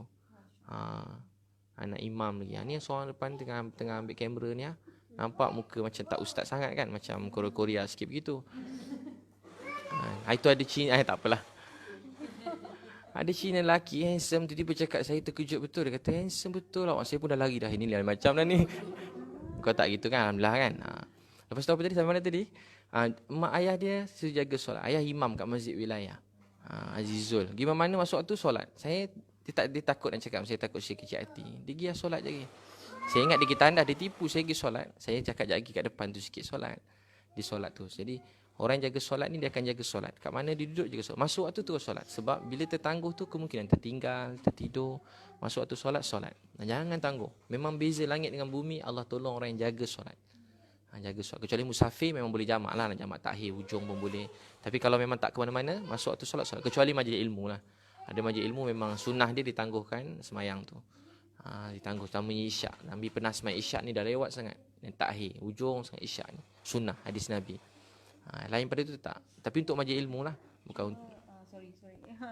Ustaz, yelah kadang-kadang kita ni iman tak kuat. Maksudnya yelah netizen kat luar sana banyak cakap lebih baik engkau tu dah macam apa orang kata tak kuat iman. Maksudnya apa orang kata bukan kafir tapi jahil lah, jahil. Tak payahlah, lebih baik tak payah pakai tudung, tak payah nak menutup aurat pun. Kebanyakan ramai wanita yang tewas dengan kata-kata macam tu. Sebab tu kalau tengok even selebriti pun ada yang daripada berhijab tiba-tiba buka tudung. Jadi dia rasa macam apa nasihat ustaz sendiri pada kita sebagai wanita ni nak kuatkan lagi iman kita ni daripada kata-kata sebegini. Memang bagi Joy sendiri pun kita tak perlu nak hidup atas pujian orang ataupun hinaan orang, tapi mungkin kat luar sana ada lagi yang lemah. Jadi apakah nasihat ustaz kepada wanita-wanita yang lemah macam ni? Macam forum perdana soalan ni. Dia tengah tarik nafas kejap. Tak ada make up tutorial lah. Ada. Jadi taklah Mat. Jadi orang memang akan sentiasa bercakap kan. Kita daripada kecil sampai besar ni bercakap memang tak habis kan. Kita buat baik pun bercakap, buat jahat pun bercakap. Kita buat baik bercakap, buat jahat pun mesti bercakap juga. Kita buat apa pun mesti bercakap. Kita tidur pun cakap, tidur je kerja orang ni kan. Bila nak bangun, dia ni tak reti-reti tidur. Cuba bawa tidur sekejap, kalau tak reti tidur pula. Laju je berjalan. Cuba jalan pelan sikit. Jalan orang kata laju je, ni tak reti pelan-pelan. Ada orang ni pelan sangat berjalan. Cuba laju sikit. Jangan cakap dah laju, cakap pelan-pelan. Cakap pelan. Pelan sangat, kuat sikit. Ada macam tu. Dia memang gitu kat puan. Sampai ada je sampai dalam hidup kita ni memang akan sentiasa begitu. Aisyah radhiyallahu anha dalam hadis beritahu kepada Muawiyah. Muawiyah kata, beri saya nasihat. Jangan panjang, jangan pendek, tapi penting untuk saya. Muawiyah masa tu baru jadi khalifah kan. Aisyah radhiyallahu anha nasihatkan, kalau maksudnya lebih kurang, maksudnya saya tak ambil betul-betul perkataan ni, lebih kurang maksud hadis tu. Terus apa dia kata? Kalau kita buat kebaikan untuk kita buat baik untuk redha Allah walaupun manusia benci. Buat baik untuk redha Allah walaupun manusia benci. Untuk sukakan Allah walaupun manusia benci. Satu hari nanti Allah akan buat semua orang yang benci kita tu dia akan sayang kita. Kalau kita buat kebaikan, buat sesuatu untuk sukakan orang dan buat Allah marah, orang semua akan sayang kita. Tapi satu hari nanti Allah akan tunjuk semua orang sayang kita tadi akan benci kita. Aisyah radhiyallahu anha kata, terus buat baik untuk Allah sayang walaupun benci. Terus buat baik, dia akan betul-betul baik. Satu hari kitab pun turun kat dia sendiri cakap. Betul, bila buat baik satu hari orang yang kata tu kita perlu bagi jelas, dia datang ke rumah kita. Makcik baiknya Joy Raifah tu sekarang. Kakak baiknya Joy Raifah tu sekarang. Dulu dia juga yang datang. Kan. Contoh. Dulu kan cerita kan, dia cakap kita kan. Ya Allah, itu kan mesti kita kan. Dia tak sempat nak masuk mulut dia tak sempat ke dalam. Dia tengok apa benda, kenapa jiran kita kan. Macam itulah. Macam baik sangat, duduk ceramah pula kan, duduk kawan-kawan. Jadi memang tak akan berhenti. Jadi terus satu lagi hadis Nabi sebut lebih kurang maksudnya terus mengajak kepada, Nabi kata mengajak kepada ma'ruf baik walaupun kamu tidak beramal kesemuanya. Terus mencegah kemungkaran walaupun kamu belum mampu untuk meninggalkan kesemuanya. Maksudnya kita nak tiga benda ni dia seiring. Dia tak ada lebih utama daripada yang lain. Tak ada yang lebih kurang penting. Apa dia? Setiap ilmu tu ada tiga hak dia. Satu, kena belajar. Belajar. Kedua, kena amalkan kewajipan ilmu ni. Ketiga, sampaikan. Kalau dah belajar, kena amal, kena sampaikan. Ada orang dia belajar, dia dah sampaikan. Dia dengar, dia kongsi dengan kawan kat depan. Dia belum amal lagi. Jadi dia dah gugur 2. Dia dah, kalau exam tu dia dah dapat lebih pada separuh dah, 75%. Lagi 25% dia belum jawab. Macam kita jawab periksa. Boleh jawab depan dulu, boleh jawab belakang dulu. Ada orang buat dakwah dulu. Ilmu pun tak ada. Dia cuma kongsi dia tahu. Dia berdakwah maksud dia berkongsi apa yang baik. Nabi kata balighu anni walau ayat. Sampai pada aku walaupun satu ayat. Ada satu kata Imam Hasan Al-Basri, tak silap saya, Ustaz betulkan Imam Hasan Al-Basri dia kata, aku menasihati kamu bukan kerana aku paling soleh di kalangan kamu. Bukan kerana aku paling baik di kalangan kamu. Aku pernah melampaui batas. Dan sekiranya seseorang itu hanya mampu boleh berdakwah apabila sudah cukup ilmu, maka tidak adalah pendakwah dan sedikitlah orang memberi peringatan. Maksudnya adalah bila kita pernah dengar perkataan man qala la ilaha illallah fahuwa da'i, barang siapa yang mengucap kalimah la ilaha illallah, kita semua merupakan berdakwah. So yang penting kita nak tengok konten dia, usaha dia untuk belajar, amal, dan sampaikan. Kita orang cakap bas. Kita orang dah Supaya ingat, belajar, Belajar, amal, amal, sampai. Okey, bas. So kita bawa bas ni kepada Ustaz tadi. Jadi macam itulah, maksudnya kita terus buat baik walaupun orang kata dia memang macam tu. Ada ramai orang salah faham, orang ingat maksudnya dakwah ni untuk orang baik. Jadi orang takkan dapat Islam, sebab tu Islam tak tersebar. Di Islam ni contoh macam ni kan, ni semua orang yang ada follower yang terkenal semua, daripada yang kanan kiri semua terkenal ni. Daripada depan tu dia orang tak nampak lagi tu, tersorok semua tu. Sebab kamera tu kecil, handphone macam tu je mampu. Handphone tak daya nak menampung dia punya follower yang ramai ni. Jadi orang tu terkenal. Jadi bila Nabi sebut kan, siapa mulakan satu kebaikan, orang lain ikut sampai kiamat, dia dapat pahala kebaikan tu. Jadi terus mengajak yang baik dan berkongsi kebaikan supaya ramai-ramai orang lain ikut. Kalau macam orang lain, mungkin dia share apa-apa, mungkin dia ada satu love dia dapat. Mungkin satu like. Share pun tak ada. Itu pun love tu kawan dia sendiri, tolong like kan. Macam ni saya buat live dengan dia, saya disuruh dia tolong like kan untuk saya. Kau tolong like kau jangan macam-macam tak like. Contoh. Ataupun kita berdua love seorang tolong like. Contoh dia share apa pun, jadi dia dapat baik untuk hati dia tak rugi. Daripada dia share bukan-bukan, dia baca ulang-ulang, besok dia sedih, dia baca balik untuk dia kongsi kan, ramai macam tu. Tak dan baca terus share kan, perempuan selalu kan, tamunya kalau yalah tu masalah rumah tangga ni kan. Baca belum sempat share. Bagus untuk di sini. Tapi yang ada follower ni banyak orang ikut. Jadi daripada kita berkongsi yang tak baik, jadi kita berkongsi yang lebih, orang kata lebih baik. Mula-mula mungkin berfaedah, yang tak mendatangkan keburukan. Kita berusaha sedaya mungkin. Tapi esok tiba-tiba kita jadi yalah, belum lagi kan, esok jadi ada model apa-apa contohnya kan. Kena yang gambar. Okey, tak apa. Jadi pelan-pelan, tapi yang penting yang baik terus buat. Dan yang buruk jangan rasa bangga. Yang salah kita doa, ya Allah, apa yang dapat buat syukur, yang belum dapat buat doa, ya Allah satu hari saya nak tinggal dosa, doa dengan Allah. Tapi jangan pernah putus asa daripada rahmat Allah. Saya tak pernah jumpa orang jahat je. Kalau orang kata jahat ke siapa jahat tu salah lah. Memang dia salah betul lah. Sebab saya tak pernah jumpa orang jahat. Jumpa kat kelab pun baik. Jumpa kat lorong, maafkan. Orang kat lorong pelacuran tu pun saya jumpa. Ada 3 orang saya jumpa balik rumah. Daripada 12 tahun jadi pelacur, 10 tahun jadi pelacur. Maknya saya mau datang kat lorong maknya, dia orang lari dulu nampak. Sekarang dia orang dah jadi semua jadi kawan-kawan dah. Semua nak berubah, nangis. Buat program 3 hari, malam tu je semua dah nangis dah. Macam tu. Qiyamul Lail. Apa dia? Sila. Baru nak tanya dia, tanya soalan lah. Tanya dulu. macam dalam Islam kan tip untuk mencari suami atau isteri, ada cantiknya, kayanya, lebih baik yang ada agama kan. Jadi tips cari suami pun macam tu jugalah kan. Jadi dua-dualah mudah-mudahan kan. Sekarang ni saya nak tanya dengan Ustaz, apa nasihat Ustaz untuk para anak-anak menantu yang dia dah menikah dengan anak kita, dah berjanji dengan Allah benda yang haram jadi halal kan, melalui hubungan rumah tangga apa semua, tapi tak menghargai orang tua. Apa nasihat Ustaz untuk para menantu lah. Menantu, bukan menantu saya aja, mungkin menantu orang lain, menantu ibu ni lah, lain-lain ibu-ibu yang lain. Menantu, baik menantu perempuan maupun menantu lelaki. Dia macam dia tak boleh terima. Padahal dia dah berjanji dengan Allah, dah nikah ni. Betul tak Ustaz? Dia dah nikah, kita dah serahkan anak kita. Perhubungan yang haram tadi jadi halal. Tapi itulah kita ni.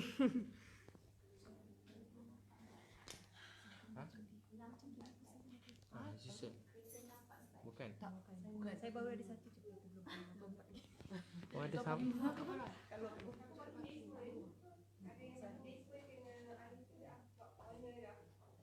Azizul Azizul 6644.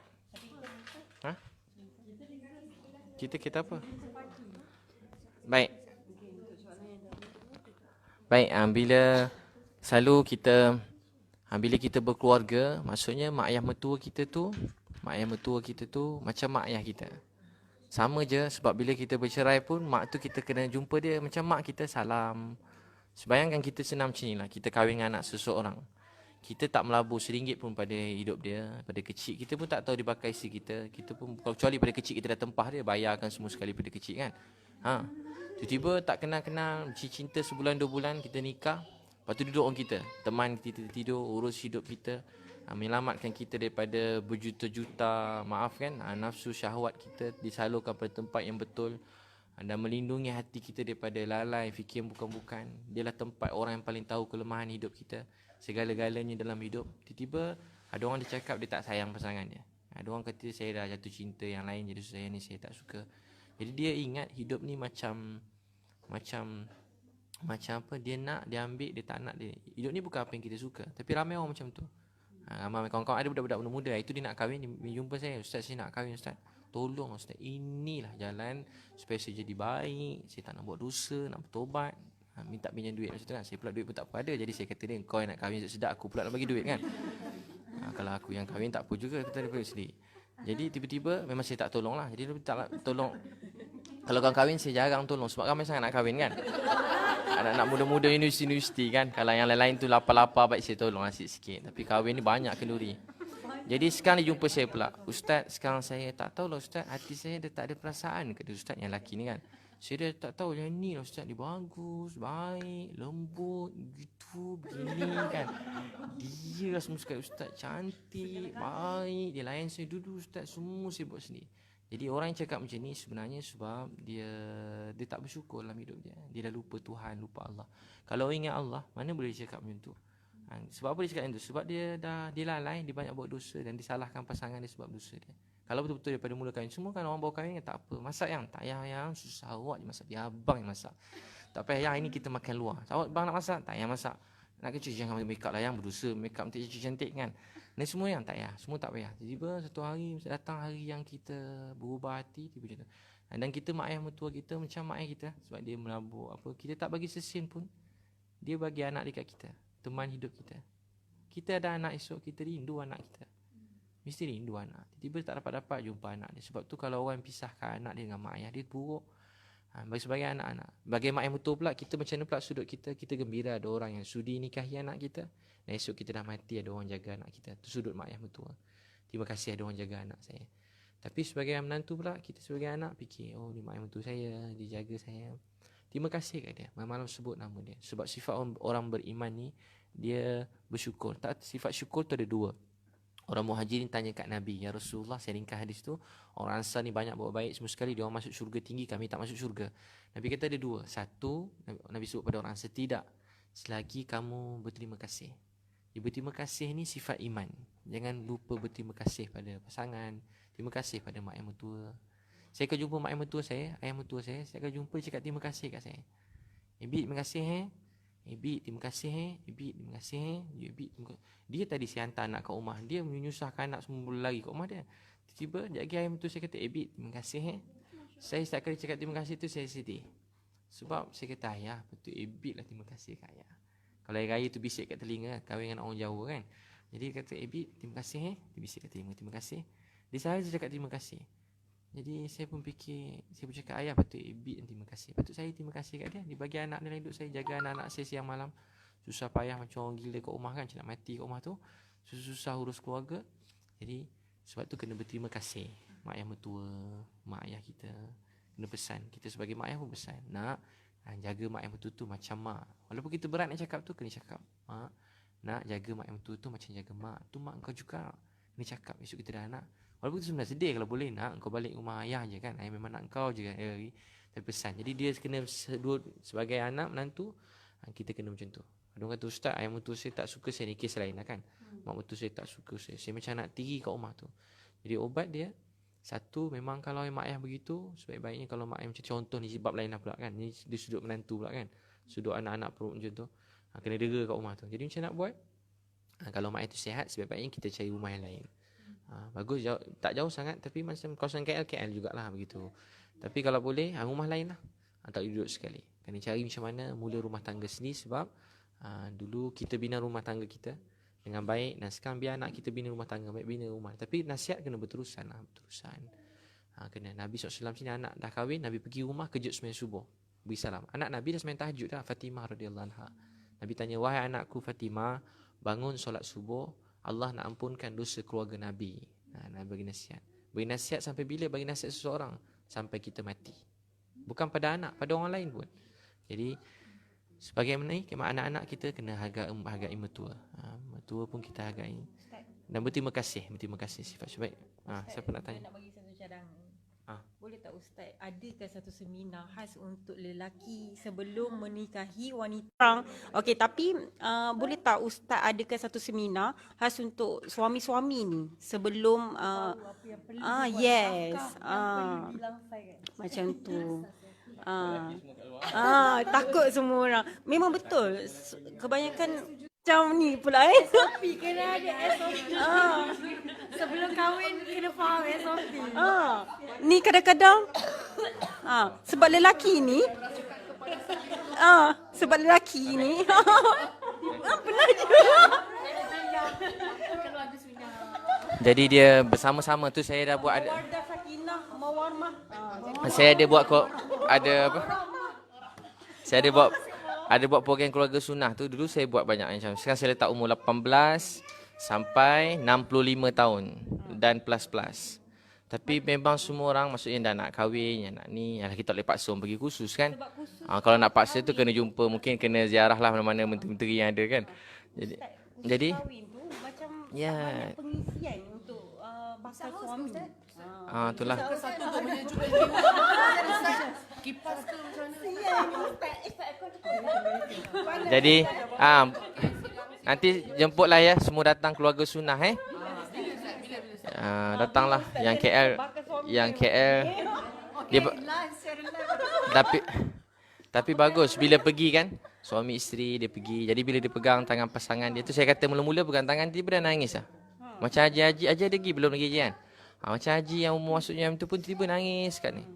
Sebab tak sempat nak luah. Dah penat lalu hidup ni tapi tak sempat nak masing-masing macam ni lah. Luahan hati yang ada. Ada orang jadi sedih. Masa saya pergi satu seminar tu, suami dia tak pernah ucap terima kasih pada isteri dia. Jadi isteri tu mengakui sendiri bahawa sepanjang dia berkahwin dengan suaminya tak pernah ucap terima kasih. Apa je pun. Jadi itulah dia memang, tapi dalam rumah tangga ni dia memang asas dia memang kena niat perbaiki diri lah. Bila kita niat perbaiki diri, pasangan kita pun dia akan niat perbaiki diri. Memang begitu. Tapi kalau kita nak perbaikkan dia, dia pun nak perbaik. Contoh ginilah. Contoh, kalau kakak suka tak suami cakap kat rumah, ya Allah yang abang macam nak mati kerja. Bernapas pun tak sempat. Siang malam kerja. Cuba awak tengok masa bila abang tidur, masa bila berehat. Tengok seluar kasut pun buruk Baju pun tak sempat beli. Semua tak ada apa dah. Penat abang macam nak mati kerja. Awak tahu tak abang makan pun tak sempat. Fikir beli kat awak, bagi anak-anak semua gini. Isteri ada terharu tak dengan suami cakap macam tu? Tak terharu.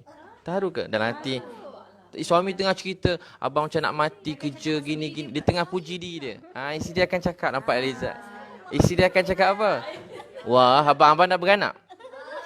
Abang dah mengandung. Abang ingat kerja kat rumah tak penat? Saya kat rumah macam nak mati bang. Saya berak pun tak sempat. Ini berak pun belum. Anak ketuk. Nak ayam Umi cepat Umi. Nak tolong bukakan air kotak. Ayah kat luar ada minta air kotak, minta kat mak je ke? Kan kalau anak kecil kan ketuk bila air mak nak ni.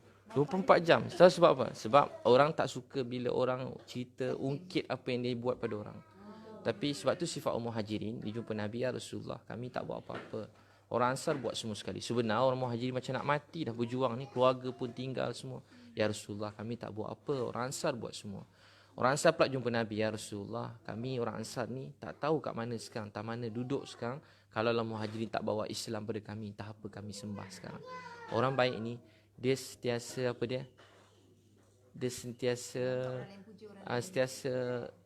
ingat baik orang dan kita rendahkan diri. Orang tu akan cakap itu. Cuba jumpa. Betul bang, saya salah. Saya minta maaf. Saya yang sebenarnya salah. Suami akan cakap apa? Tak, saya yang salah. Tak, saya yang salah. Macam tu. Tapi kalau kita kata, ya awak salah. Kita pula salah. Awak tu yang salah. Kan bergaduh. Betul lah bang, saya salah. Saya salah bang, minta maaf. Saya salah. Saya sungguh-sungguh minta maaf. Jadi salah tu selesai kan? Kita kalau minta maaf pun tak betul kadang kan. Saya mungkin salah, saya minta maaf saya daripada ujung rambut sampai ujung kaki memang saya yang salah, saya berusaha. Jadi tu antaranya. Jadi insya-Allah boleh bawa abang ni. Sesiapa bakal suami ni datang keluarga sunnah. Minggu ni Sabtu dekat jauh dah.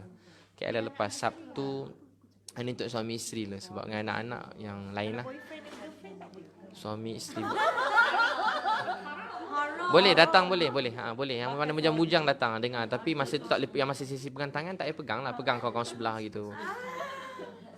Minggu Sabtu ni dekat Kuala Terengganu, Ahad dekat Kuantan, minggu depan kat Melaka, lepas tu Kota Baru, lepas tu Kuching, lepas tu KK. Ramai datang lah, biasa 1,000 orang gitulah lebih kurang setiap program tu ramai. Tapi memang ramai datang, seronok lah.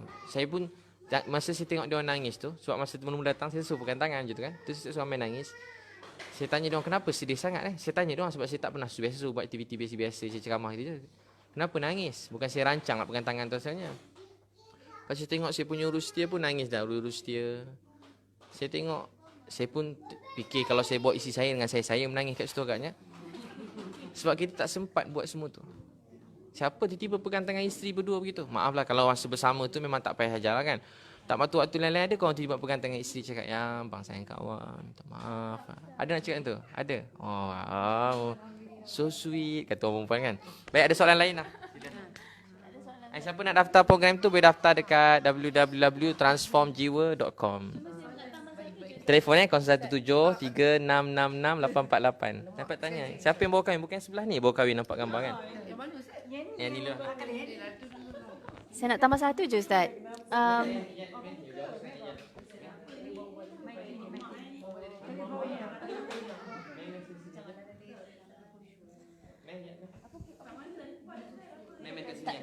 Tarik kerusi. Sebelah Hidayah. Ya. Jauh-jauh. Banyak experience ada yang kamera kan? Nak go first pun boleh. Sila. Tak ada apa pun Ustaz. Cuma bukan soalan Ustaz. Actually Quran dengan sunnah je yang dapat selamatkan keluarga kita. Quran dengan sunnah sahaja. Saya dengan suami dulu pun masa beginning of the marriage challenging juga. Sebab macam kadang-kadang kita tak faham peranan. Lepas tu kita macam saya ni mungkin background saya ni very modern kot. So kita hanya nampak macam my husband must do this for me. Aku dah berkorban tapi when kita belajar Quran dengan sunnah, authentic hadis, baru kita tahu sebenarnya aku pun ada peranan. So kita lebih banyak memikirkan on the other side. So itu sebenarnya yang selamatkan my relationship, yang semenjak kita belajar Quran dengan sunnah tu barulah I feel tadabbur Al-Quran, barulah I rasa macam the relationship is stronger. He understands me better, I understand him better. We do mistakes all the time. Tapi kita dulu kalau buat mistake mungkin kita rasa I tak buat mistake. Tapi sekarang kita macam I'm so sorry sayang, I think I did something wrong, I was not right. Dan it's yang tu yang ramai tak tahu. Kita selalu kata berpeganglah kepada Quran dan sunnah. Tapi we have no idea sebab we don't understand. So bila kita faham tu barulah benda tu akan membaiki perhubungan kita. Sebab kita selalu demand, macam saya lah, mungkin orang lain tak. I macam demand, this is what you supposed to, how you supposed to treat me. Tapi baru kita bila dah belajar Quran dengan sunnah, baru kita reflect. Dia bukan saja relationship about husband and wife. It's your relationship as a human being, sebagai manusia, sebagai hamba Allah. So kita tahu kalau macam kalau aku dapat dugaan apa sebab dia. It's everything. It's a way of life lah about Islam kan. The only thing for you to have happiness and how to manage your relationship with your husband lah, in this context husband and wife, is the Quran and Sunnah.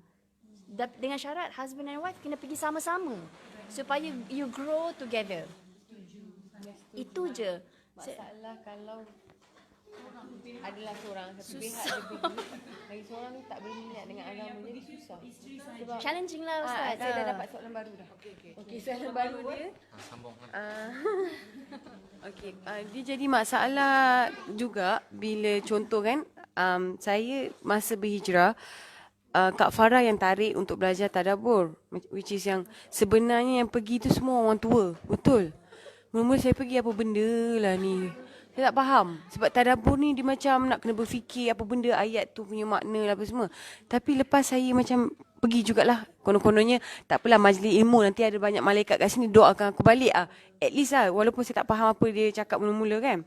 Lepas tu lama-lama macam cahaya tu macam nampak. Cuma bila macam mana nak cakap macam mana macam dia jadi saya penat untuk macam mana nasihat ke ataupun macam nak cakap So knowledge tu tak seiringan lah. macam jadi saya sedih tau macam saya dah buat yang terbaik dan kenapa saya yang kena guide macam something like macam kadang-kadang saya putus asa macam tu macam kenapa tak faham lah benda ni macam ni je simple je macam tu jadi dia macam mana nak cakap tak macam mana nak cakap Only from you. Rasa itu bukan tanggungjawab kita sebenarnya. Tanggungjawab the leader lah. kan Tapi letih. Kalau kita je yang betul-betul okey macam contoh kan kalau saya boleh sebab saya kahwin sebab saya fikir saya solat saya akan dapat banyak sebab saya akan berjemaah dengan suami.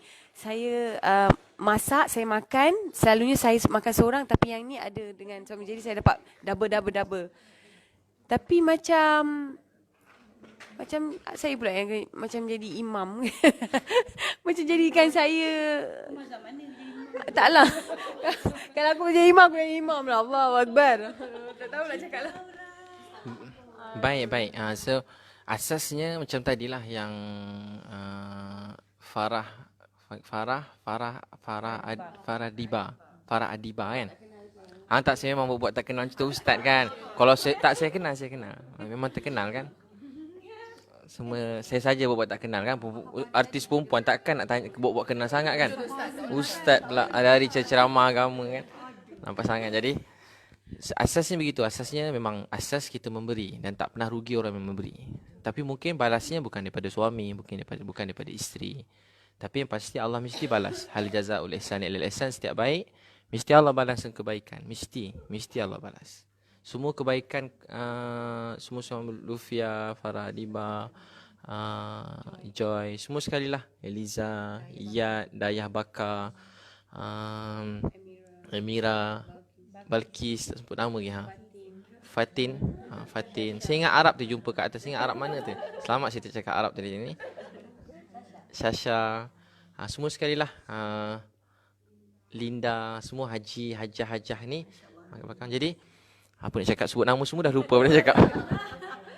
Jadi asasnya kita memberi, kita mesti Allah balas balik kat kita. Tak ada satu pun Allah sia-sia. Penat saya buat baik ustaz, last sekali semua tak berbaloi. Penat je. Tak.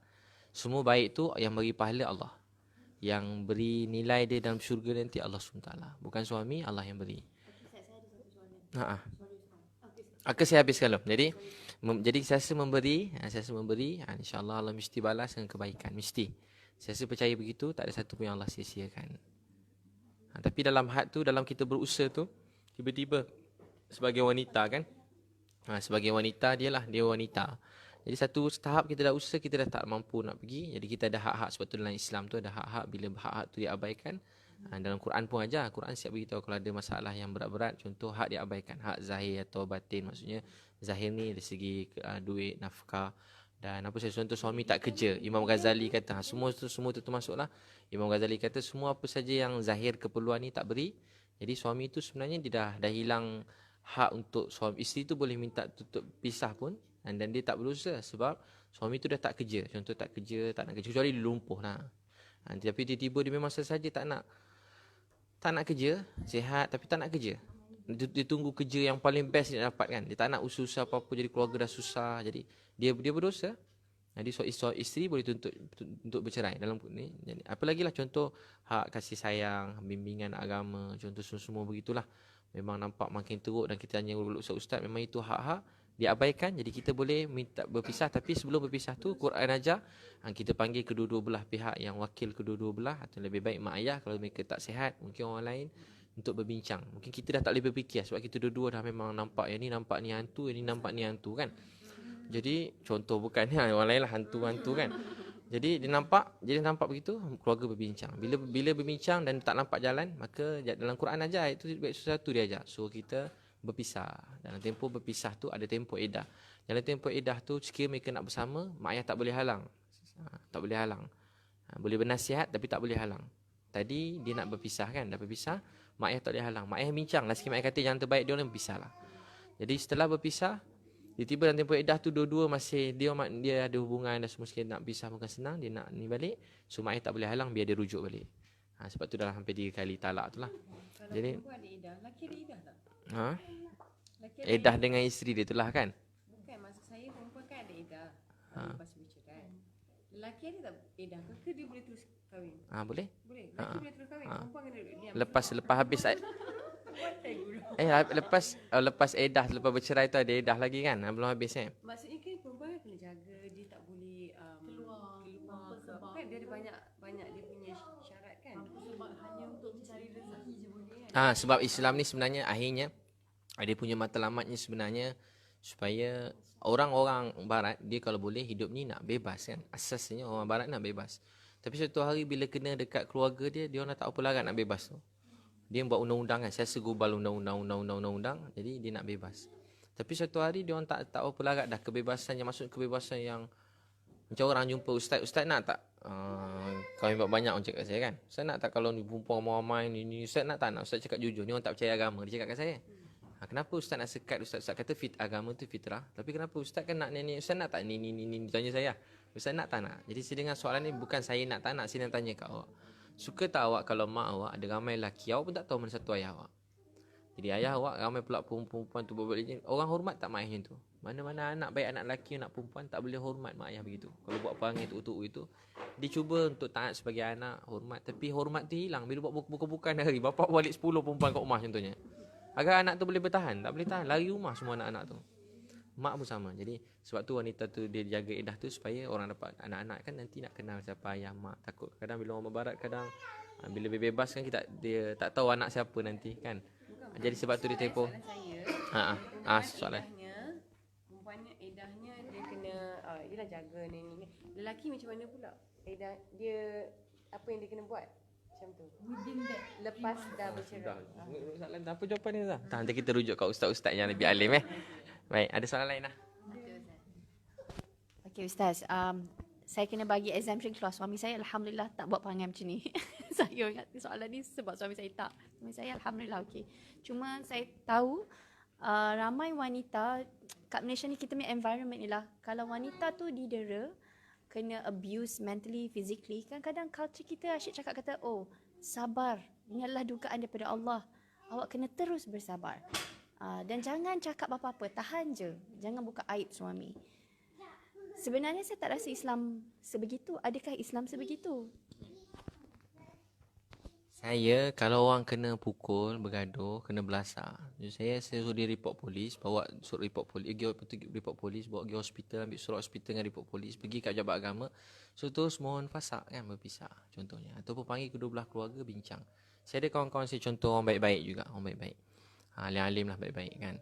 Kalau saya pergi tempat dia, tiba dia kata ustaz, anak saya kena belasah. Yang belasah pula orang baik-baik juga kan. Contoh, orang baik-baik juga belasah, bukan orang jajan. Baik-baik, ustaz-ustaz juga yang belasah. Tak, ustaz banyak yang baik kakak, yang sikit-sikit kan. Orang luar pun banyak juga. Manusia artis pun banyak baik, tapi ada sikit-sikit. Apa lagi, cikgu-cikgu pun banyak baik-baik. Ada seorang dua degil. Semua memang ada macam tu. Bukan sebab dia ustaz tak pasal marah orang saya. Tak, ni cerita orang baik pun ada gitu. Dia terbiasa perangai. Dia perangai orang kan. Mungkin daripada dulu mungkin keluarga dia ajar memang kalau perempuan ni kena belasah dia, kena seksa dia betul-betul kat rumah. Memang ada orang belajar begitu, setengah lah. Jadi dia cakap ustaz saya dah rasa berdosa, anak saya lari rumah, saya dah berdosa dia balik rumah. Macam mana ustaz, saya berdosa tak ustaz? Ni sekarang suami dia suruh mesej saya suruh hantar. Kalau tak dia kata saya berdosa, saya terlibat dalam dosa ni. Anak dia kena pukul teruk, belasah betul-betul. Macam bertumbuk dengan lelaki. Jadi saya cakap kat dia kalau anak perempuan saya kena pukul. Kalau anak perempuan saya yang kena pukul, na'udzubillah lah. Kalau anak perempuan saya yang kena pukul, saya pergi rumah tu, saya pukul lelaki tu, saya bawa balik anak perempuan saya. Kalau dia cakap, saya memang akan buat gitu kakak. Tak, saya selalu bayangkan, saya tak tahu, kerana saya tak tahu nak cakap apa kau. Orang tanya kat saya. Orang tanya, kalau saya cakap, dia kata, kalau kakak ni anak perempuan saya pergi kat rumah tu, saya belasah lelaki, saya bawa balik anak saya. Sebab saya pun tak pernah lempang anak saya tak nak pukul anak saya. Dan Islam pun tak suruh pukul anak begitu. Tak suka, dalam Quran kita berpisah dengan cara baik. Sehingga kalau berpisah dengan seseorang, kena hantar daripada mak ayah dia dengan baik.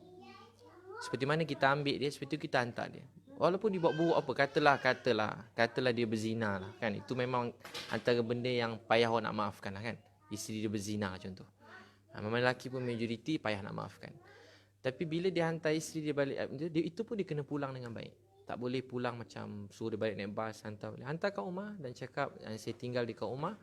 Tempoh saya ceraikan dia, tempoh iddah ni dia dekat dengan Allah, saya pun dekat dengan Allah, masing-masing muhasabah diri begitu.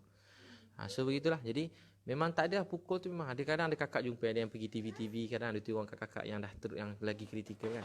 Orang dulu kan. Ada kan datang kan, dia biasa kaburkan muka kan kalau datang TV. Jadi bila dia datang saya jumpa saya biasa kat belakang pentas kan cakap, "Ustaz, saya kena pukul, saya gini."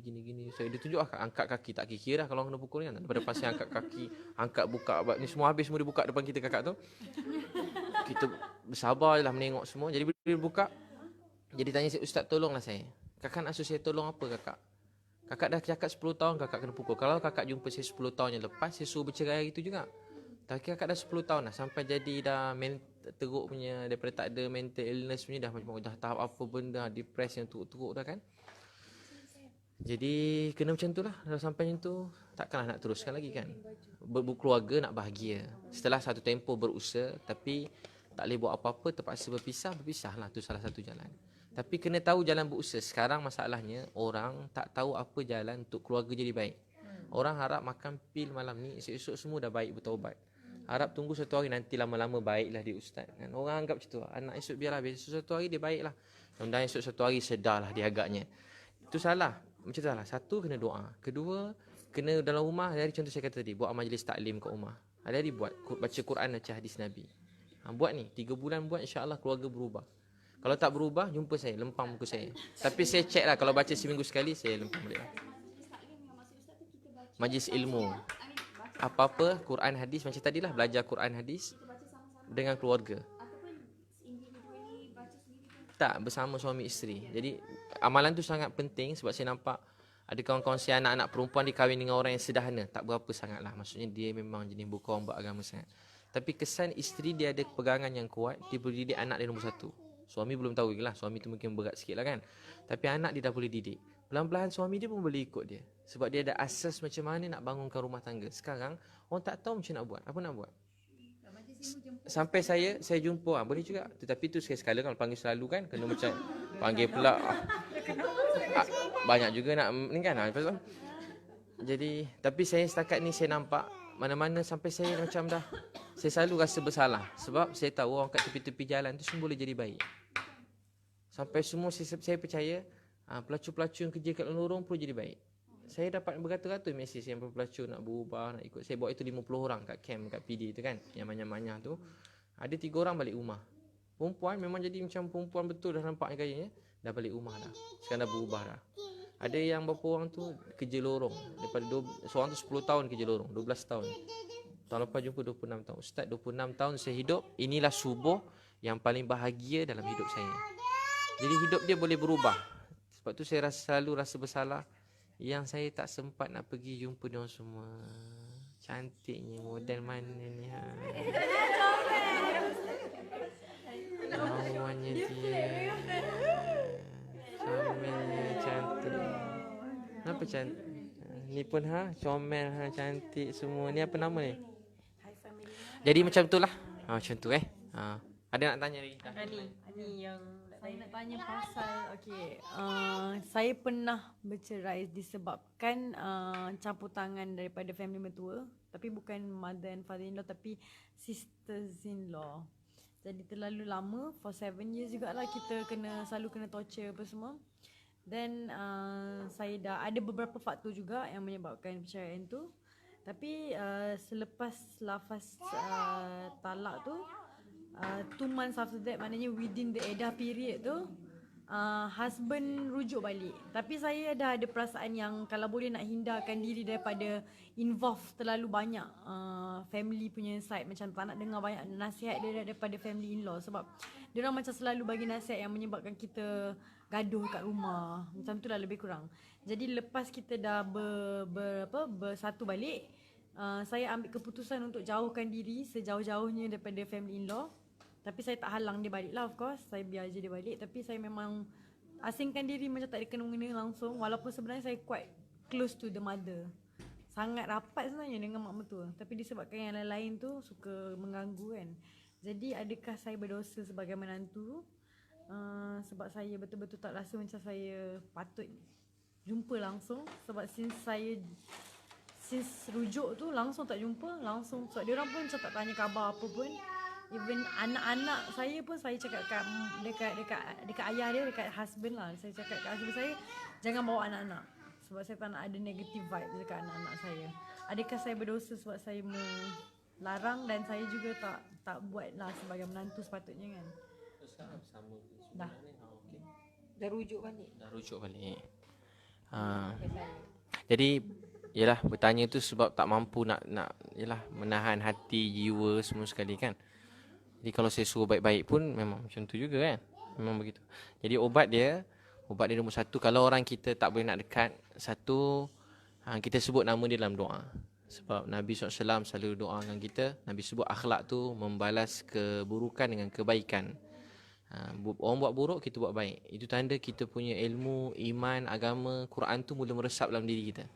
Kalau buat baik pada orang buat baik pada kita tu, dia hebat, tapi biasa je. Biasa, memang akan buat macam tu.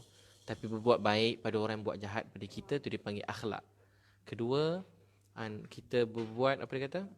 Berbuat baik pada orang buat jahat pada kita. Kedua apa? Hilang malam-malam. Ada 3 akhlak tu, buat baik pada orang buat jahat pada kita. Kedua, buat baik pada orang buat jahat, tak? Ada 3. Akhlak tu buat baik pada orang buat jahat pada kita.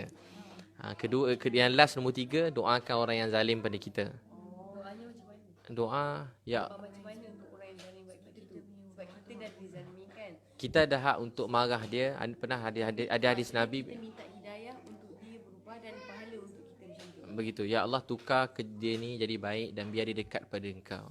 Begitu. Dapat hidayah kalau dia berubah, kita dapat hidayah.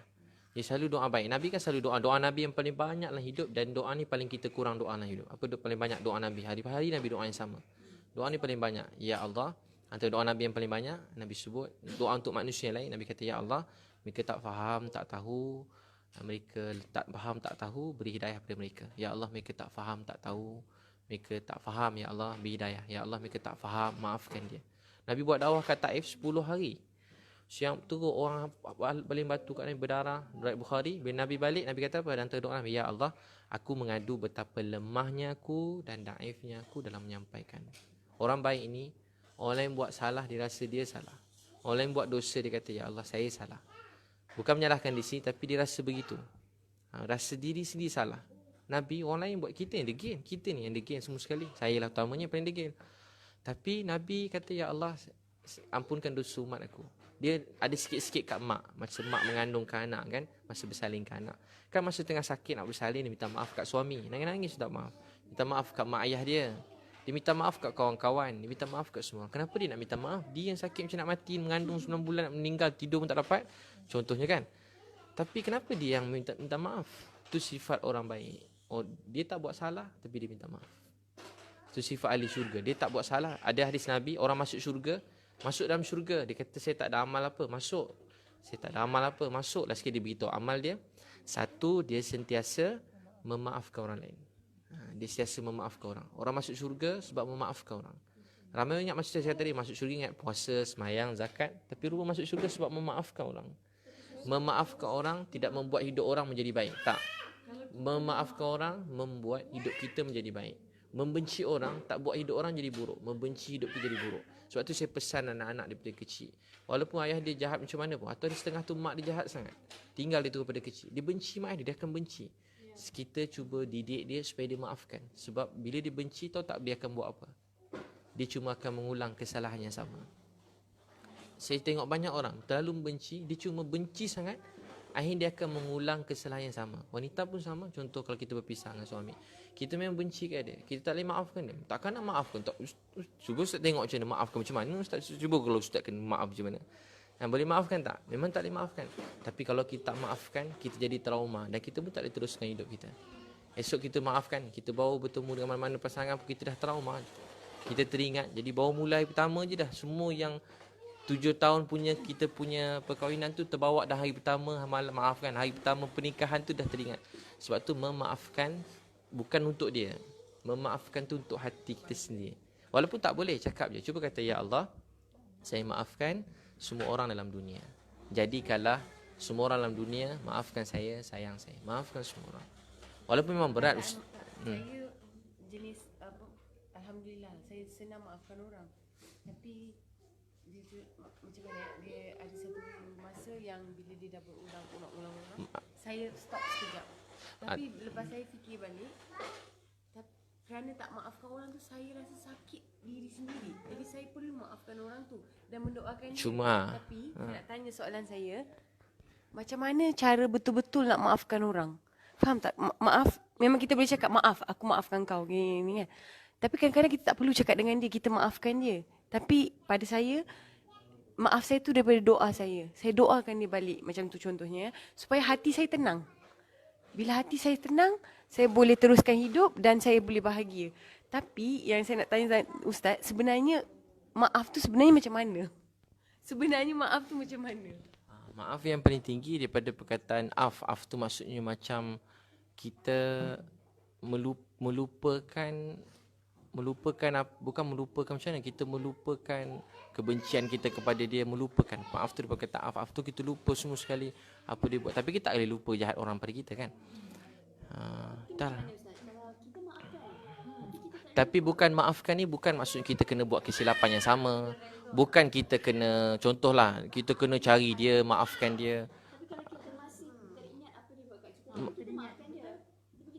Teringat tu manusia kan. Kalau lupa tu mungkin terantuk kat batu, lupa. Dan kita memang tak boleh lupa. Memang tak boleh lupa. Saya pun tak lupa orang buat kat saya ingat sampai sekarang. Tak boleh lepas Ustaz. Tapi kalau kita reda, kita jadi lepas. Kita reda. Dah puan dah jawab lah. Itulah jawapan dia. Alhamdulillah.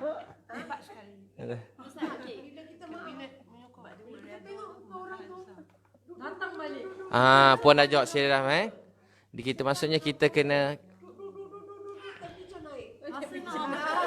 Jadi blok aja dia. Dia tiba blok. jadi kita kena redha Masya-Allah. Rasa kosong. Reda. Maksudnya kita redha, kita percaya apa yang telah jadi ni telah ditakdirkan. Kalau tak buat begini mungkin kita pun tak dapat duduk majlis ilmu begini, contoh satu hikmah dia kan. Kalau tak terjadi begini, tak adalah majlis ilmu begini kan. Tak ada majlis begini, mungkin kita pun tak ada nak dengar ceramah sangat kan. Contoh, tak ada begini, mungkin anak-anak kita tak boleh jadi lebih baik mungkin. Jadi dia taklah tengok benda negatif dalam hidup. Kita percaya apa yang telah terjadi, dia telah terjadi macam tu. Sebab tu dalam rukun iman tu 6, nombor 6 tu paling penting. Apa dia? Percaya pada qada dan qadar. Dia sangat penting. Apa yang telah terjadi, dia telah terjadi. Jadi ubat dia, kita banyak bersangka baik pada sekeliling kita. Kemuncaknya sangka baik pada Allah. Kemusnahan hidup kita banyak bersangka buruk pada keliling. Dan kemusnahannya sangka buruk ke Allah. Kenapa Tuhan buat macam ni kat saya? Jangan tanya soalan tu. Percaya dia buat sebab dia sayang kita. Percaya sebab ni. Baik, cukup Tuhan Hanas. Sikit ni tambah-tambah. Kita ikut apa yang Nabi buat kan sunnah kurang lebih kan. Tapi saya rasa itu antara benda perkara yang tak berapa best lah yang kita dengar daripada kisah Rasulullah. Tapi kita boleh buat benda itu. Dan adakah ini dia boleh diaplikasi pada setiap kali kalau kita bersifat pada seorang yang benda itu sangat, orang kata teruk lah dia punya temperature macam tadi. Mama cakap macam terlampau teruk lah dia punya physical abuse tu sangat dahsyat. So kita boleh maafkan dia. Tapi kalau kita tak nak ada kena mengena dah dengan dia. Tak nak ada kena mengena dah. Kalau nak elak lah, kalau dia ada kat majlis tu kita tak akan datang. Jadi boleh ke benda tu Ustaz? Kalau kita tarik kisah Rasulullah kan, Rasulullah boleh buat dengan Hindun. Kenapa kita tak boleh buat? Ramai yang cakap macam itulah. Saya just nak tanya Ustaz macam mana, boleh ke? Sebab saya rasa ramai di antara kita yang memaafkan tapi sejauh mana ikhlas kita memaafkan. Redha tu adalah benda paling tinggi sekali. Dan saya rasa tak semua orang boleh sampai tahap. Saya boleh maafkan semua orang, tak ada masalah. Boleh tak Ustaz jawab sikit je? Semua maaf yang terpendam Ustaz. Pada konklusi saya tengok semua maaf tak lepas Ustaz. Cakap minta maaf saya balik dulu. Minta maaf saya balik dulu. Tak lepas. So, tak payahlah jumpa, tak nak jumpa nak buat macam mana kan? So kita boleh pilih yang kurang mudarat lah kan. Jadi pilih dia sebenarnya bukan tak adalah dia punya macam nas boleh buat kita, tapi pilih yang kurang mudarat dalam hidup kita. Contoh kalau kita duduk situ lah. Contoh kita duduk tengah berdakwah kan. Kita tak boleh sabar dah ni. Kalau kita dah berdakwah sebulan kat situ tak boleh sabar. Kalau kita duduk lagi sehari kita tahu mesti terbalik satu kampung ni kan. Dia orang ni semua kena pijak-pijak kita sebelum kita koyak muka dia orang semua kan.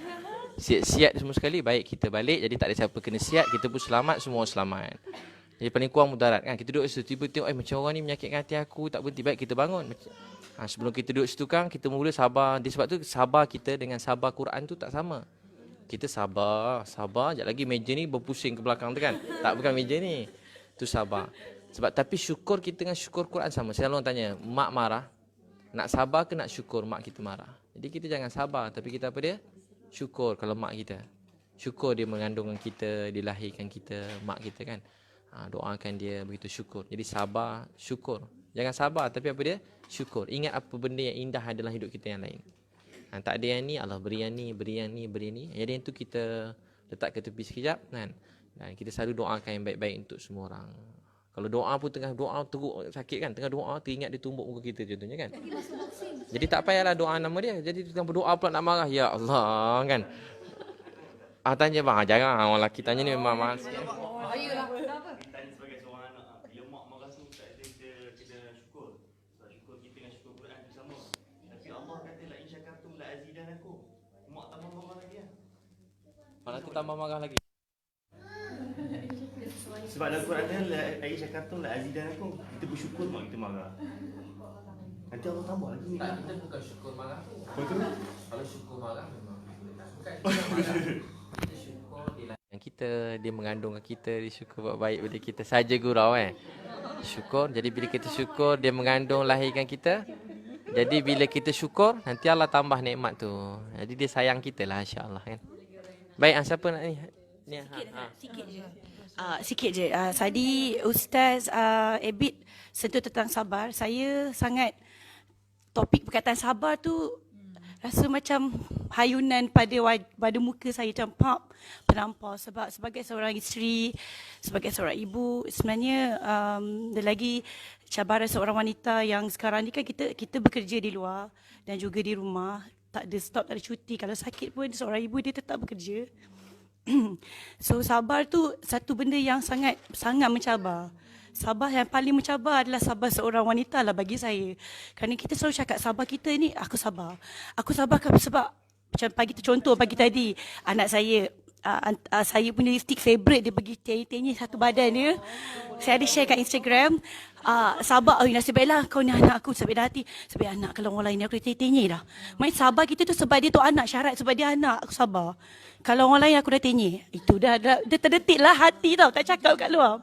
So macam tu juga, nasib baiklah aku ni bertahan. Contoh, bertahan dalam rumah tangga ni sebab anak-anak. Aku sabar sebab anak-anak. Kalau tak ada anak-anak aku dah lama lari. Mungkin dialog tu dah selalu kot. Bukan di drama-drama, memang realiti macam tu lah wanita. Saya mengaku sebab saya pun kadang-kadang macam tu. So, sabarnya maknanya nak cakap, kita ni sabar kerana ada limit tau. Ada syarat, aku sabar kerana sebulan, kerana itu, kerana ini. Tapi kita jarang cakap, aku sabar kerana Allah.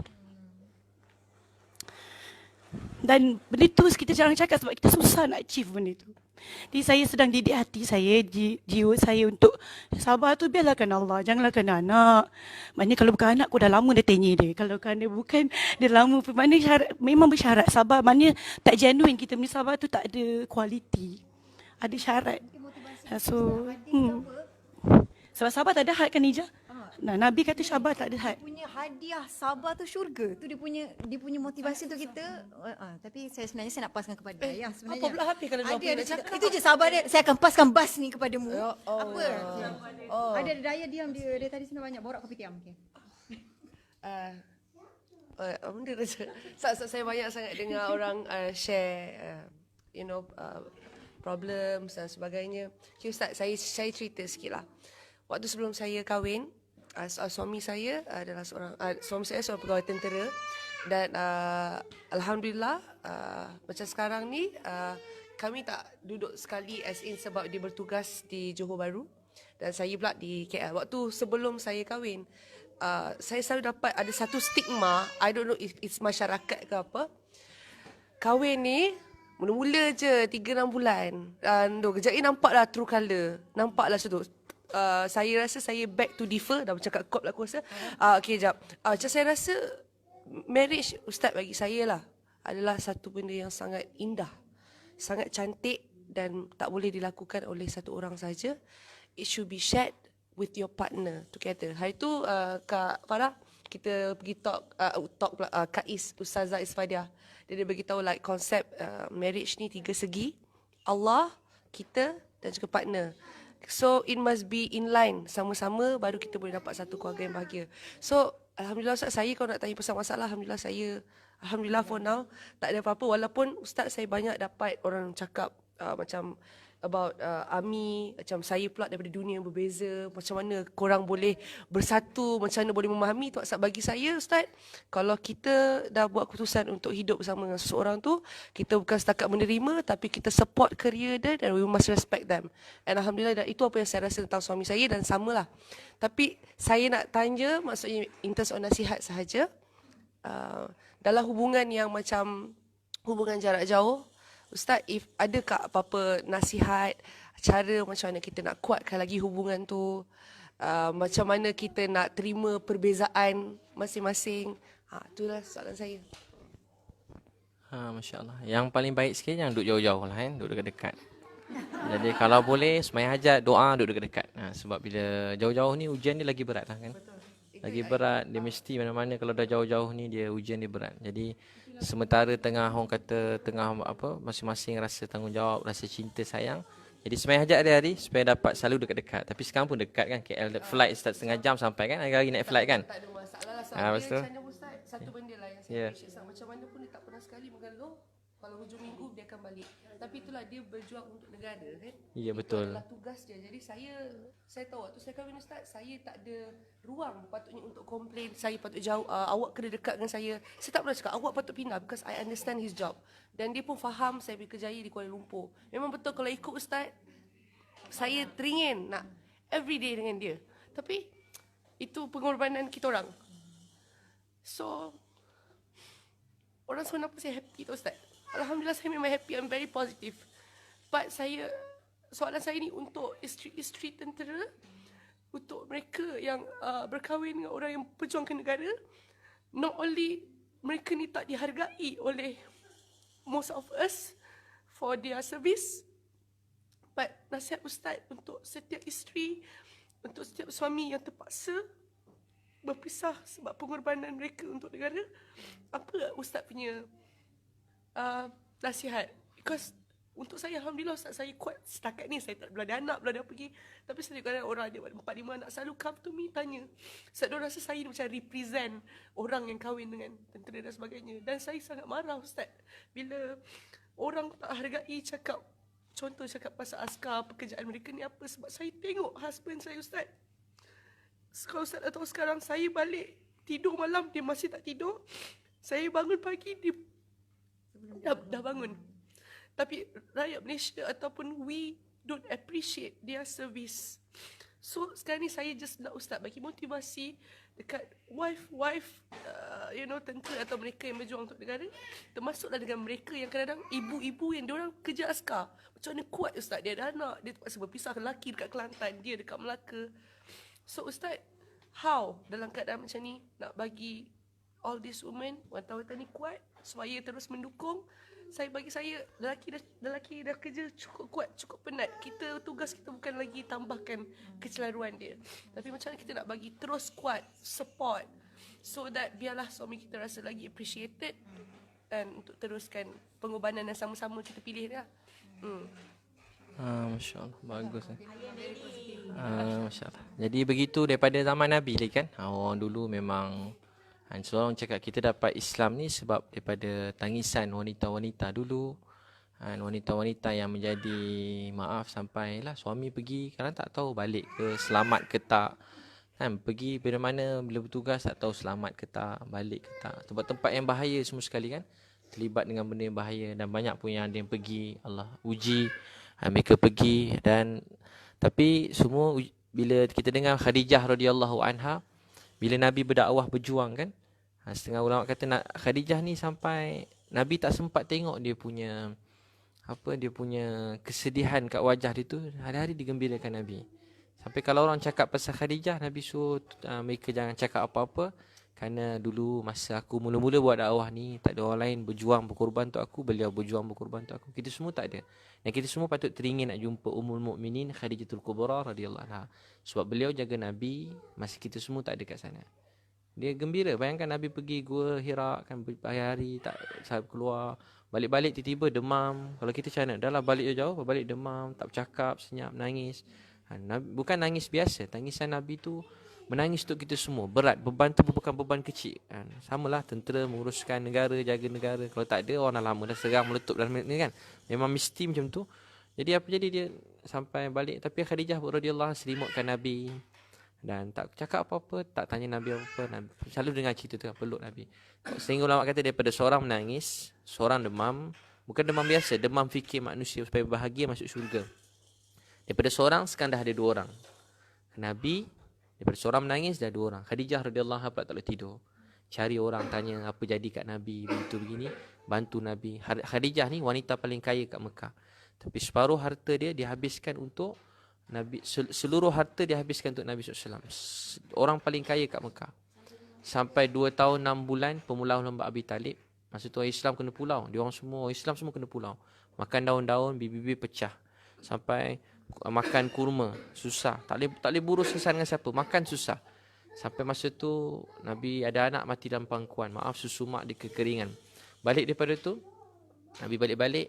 Habis dah harta Khadijah, baju Khadijah dah bertampal. Di setengah Tarik Jamil kata 300 tampal. Ada orang ustaz ni kata dalam kitab ini ditulis 70 tampal. Jadi tak kisahlah berapa tampal tu, tapi baju Khadijah bertampal sampai tak ada baju lain. Sejuk. Dan ketika tu Khadijah radhiyallahu anha korbankan semua sekali untuk agama. Tapi tu masih kita dengar antara perkataan-perkataan beliau yang kita pernah dengar.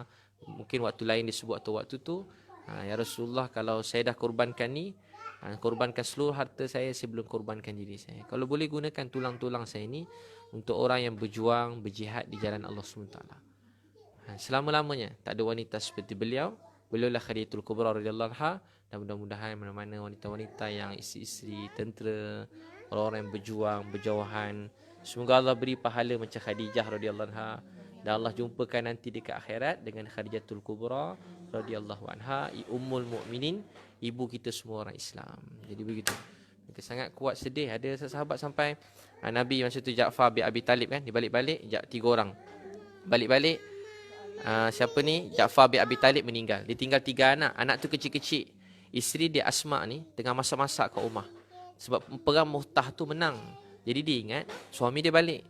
Jadi Nabi tanya, Ja'far ni dah ada sesiapa beritahu kat keluarga dia, adik-beradik Sayyidina Ali? Belum. Nabi kata biar aku pergi, sepupu Nabi. Sampai kat rumah, anak-anak Ja'far ni berlari kat Nabi. 3 sekolah, kalau kita kira umur tu macam kita sekolah rendah lagi lah. Dia berlari kat Nabi, dia peluk Nabi. Dia ingat Nabi ayah dia. Masuk pintu terus dia peluk. Ayah dah balik, peluk Nabi. Nabi tu gosok kepala anak tu, Nabi dah nangis dah. Nabi cium anak tu. Nabi kata, wahai anak, mulai hari ni pakcik ni ayah kau. Maksudnya seluruh Madinah ni ayah kamu. Isteri dia Asma tengah masak pakai cantik nak tunggu suami. Dia pun nangis juga. Ya Rasulullah, suami saya dah mati syahid. Nabi kata, Asma, Ja'far bin Abi Talib telah mati syahid. Dia pegang bendera Islam tangan kanan. Tangan kanan dia kena potong. Dia pegang tangan kiri. Tangan kiri dia kena potong. Dikepit dengan 2 lengan dia. Bendera Islam tu dikepit dengan 2 lengan. Bila perang bendera tak boleh jatuh. Dia ketua, dia kena pegang. Dia kepit dengan 2 lengan. Akhirnya jatuh dan dia terkena dan dia mati syahid. Nabi yang beritahu. Nabi beritahu tu sedih. Orang-orang dulu, sebab tu kita dapat agama bukan senang. Perjuangan dulu. Hari ni pun sama, ada orang berjuang. Orang berjuang yang maaf kan. Maaf, gaji memang mana ada, macam tu lah. Susah. Bukan dah ni sangat, tapi duduk susah berjaga kan. Kalau kena jaga sepadan, yang jaga laut jaga. Kadang tertembak ya, kalau begitu, kalau dia orang kadang dia yang macam-macam jadi. Tapi bila begitu, jadi kita kena percaya yang semua tu kerana Allah sayang kita. Dan Allah mudah-mudahan beri pahala macam orang-orang dulu berjuang. Jadi bila kita letak Allah nombor 1, jadi bahagia yang lain datang. InsyaAllah begitu. Terima kasih. Masya-Allah. Terima kasih. Siapa lagi? Last siapa dah? Ada tak ada? Dah habis. Jom tidur. Balik rumah tidur. Makanan tu, makanan sponsor oleh Farah Adiba. Daripada apa? Padang. Nak sebut orang apa dia? Nama restoran kan? Kat mana? Saya cakap boleh? Fia cakap dah. Tak apalah. Fia cakap dah. Kan? Restoran tu namanya Padang's on Wheel. Dekat, bukan kat Padang, kat Shah Alam. Tapi memang sangat sedap. Makanan Padang Indonesia. Nanti saya ada buat saya jemput datang nanti. Saya ada buat program keluarga sunnah, nanti jemput Nanti saya buat yang kat KL tahun depan lah kot. Yang jauh-jauh ni tak datang dah kan.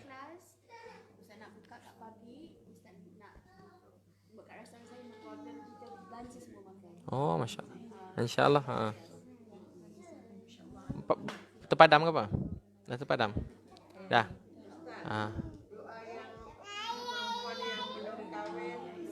Surah Al-Furqan ayat 74. Selalu baca Al-Furqan ayat 74.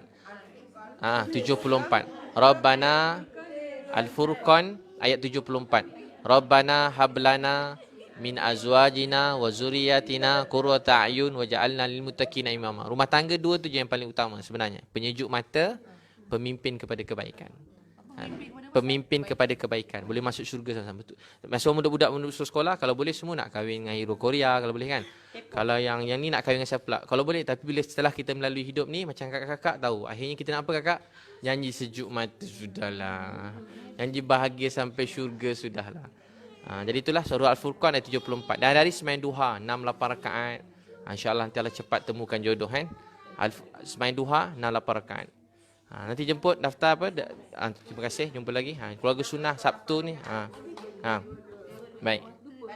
Si hadiah buku ada buku ke? Meh, si hadiah buku saya, siapa nak dapat hadiah ni? Share lah. Tapi tak cukup. Boleh Meh. Ya. Alhamdulillah. Jaya saya. Saya tunggu. Itu saja je. Itu tipu-tipu. Yang gym tu main-main je tu saja kat hotel. So dia orang main. Ya. Siapa yang belum dapat nah? Lufia nah istriku bidadari. 11 kaedah bimbing keluarga. Nah ni. Siapa yang belum siapa? Ya dah dapat dah kan? Boleh. Nah. Siapa? Nah ambil lah, share lah, ambil lah. Nasib lah mana yang dapat ni. Nah, ini 11 amalan kaya. Isiku bidadari ni, ramai suami yang baca kan.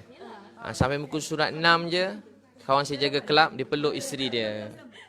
Nangis, lepas tu dia bahagia. Tu dia tak baca-baca, sampai muka surat 6 je dia baca. Ni buku kaya. 11 amalan kaya tu kaya asas dia kat hati. Mensyukuri apa yang kita ada. Ambil lah, terima kasih. Jumpa lagi.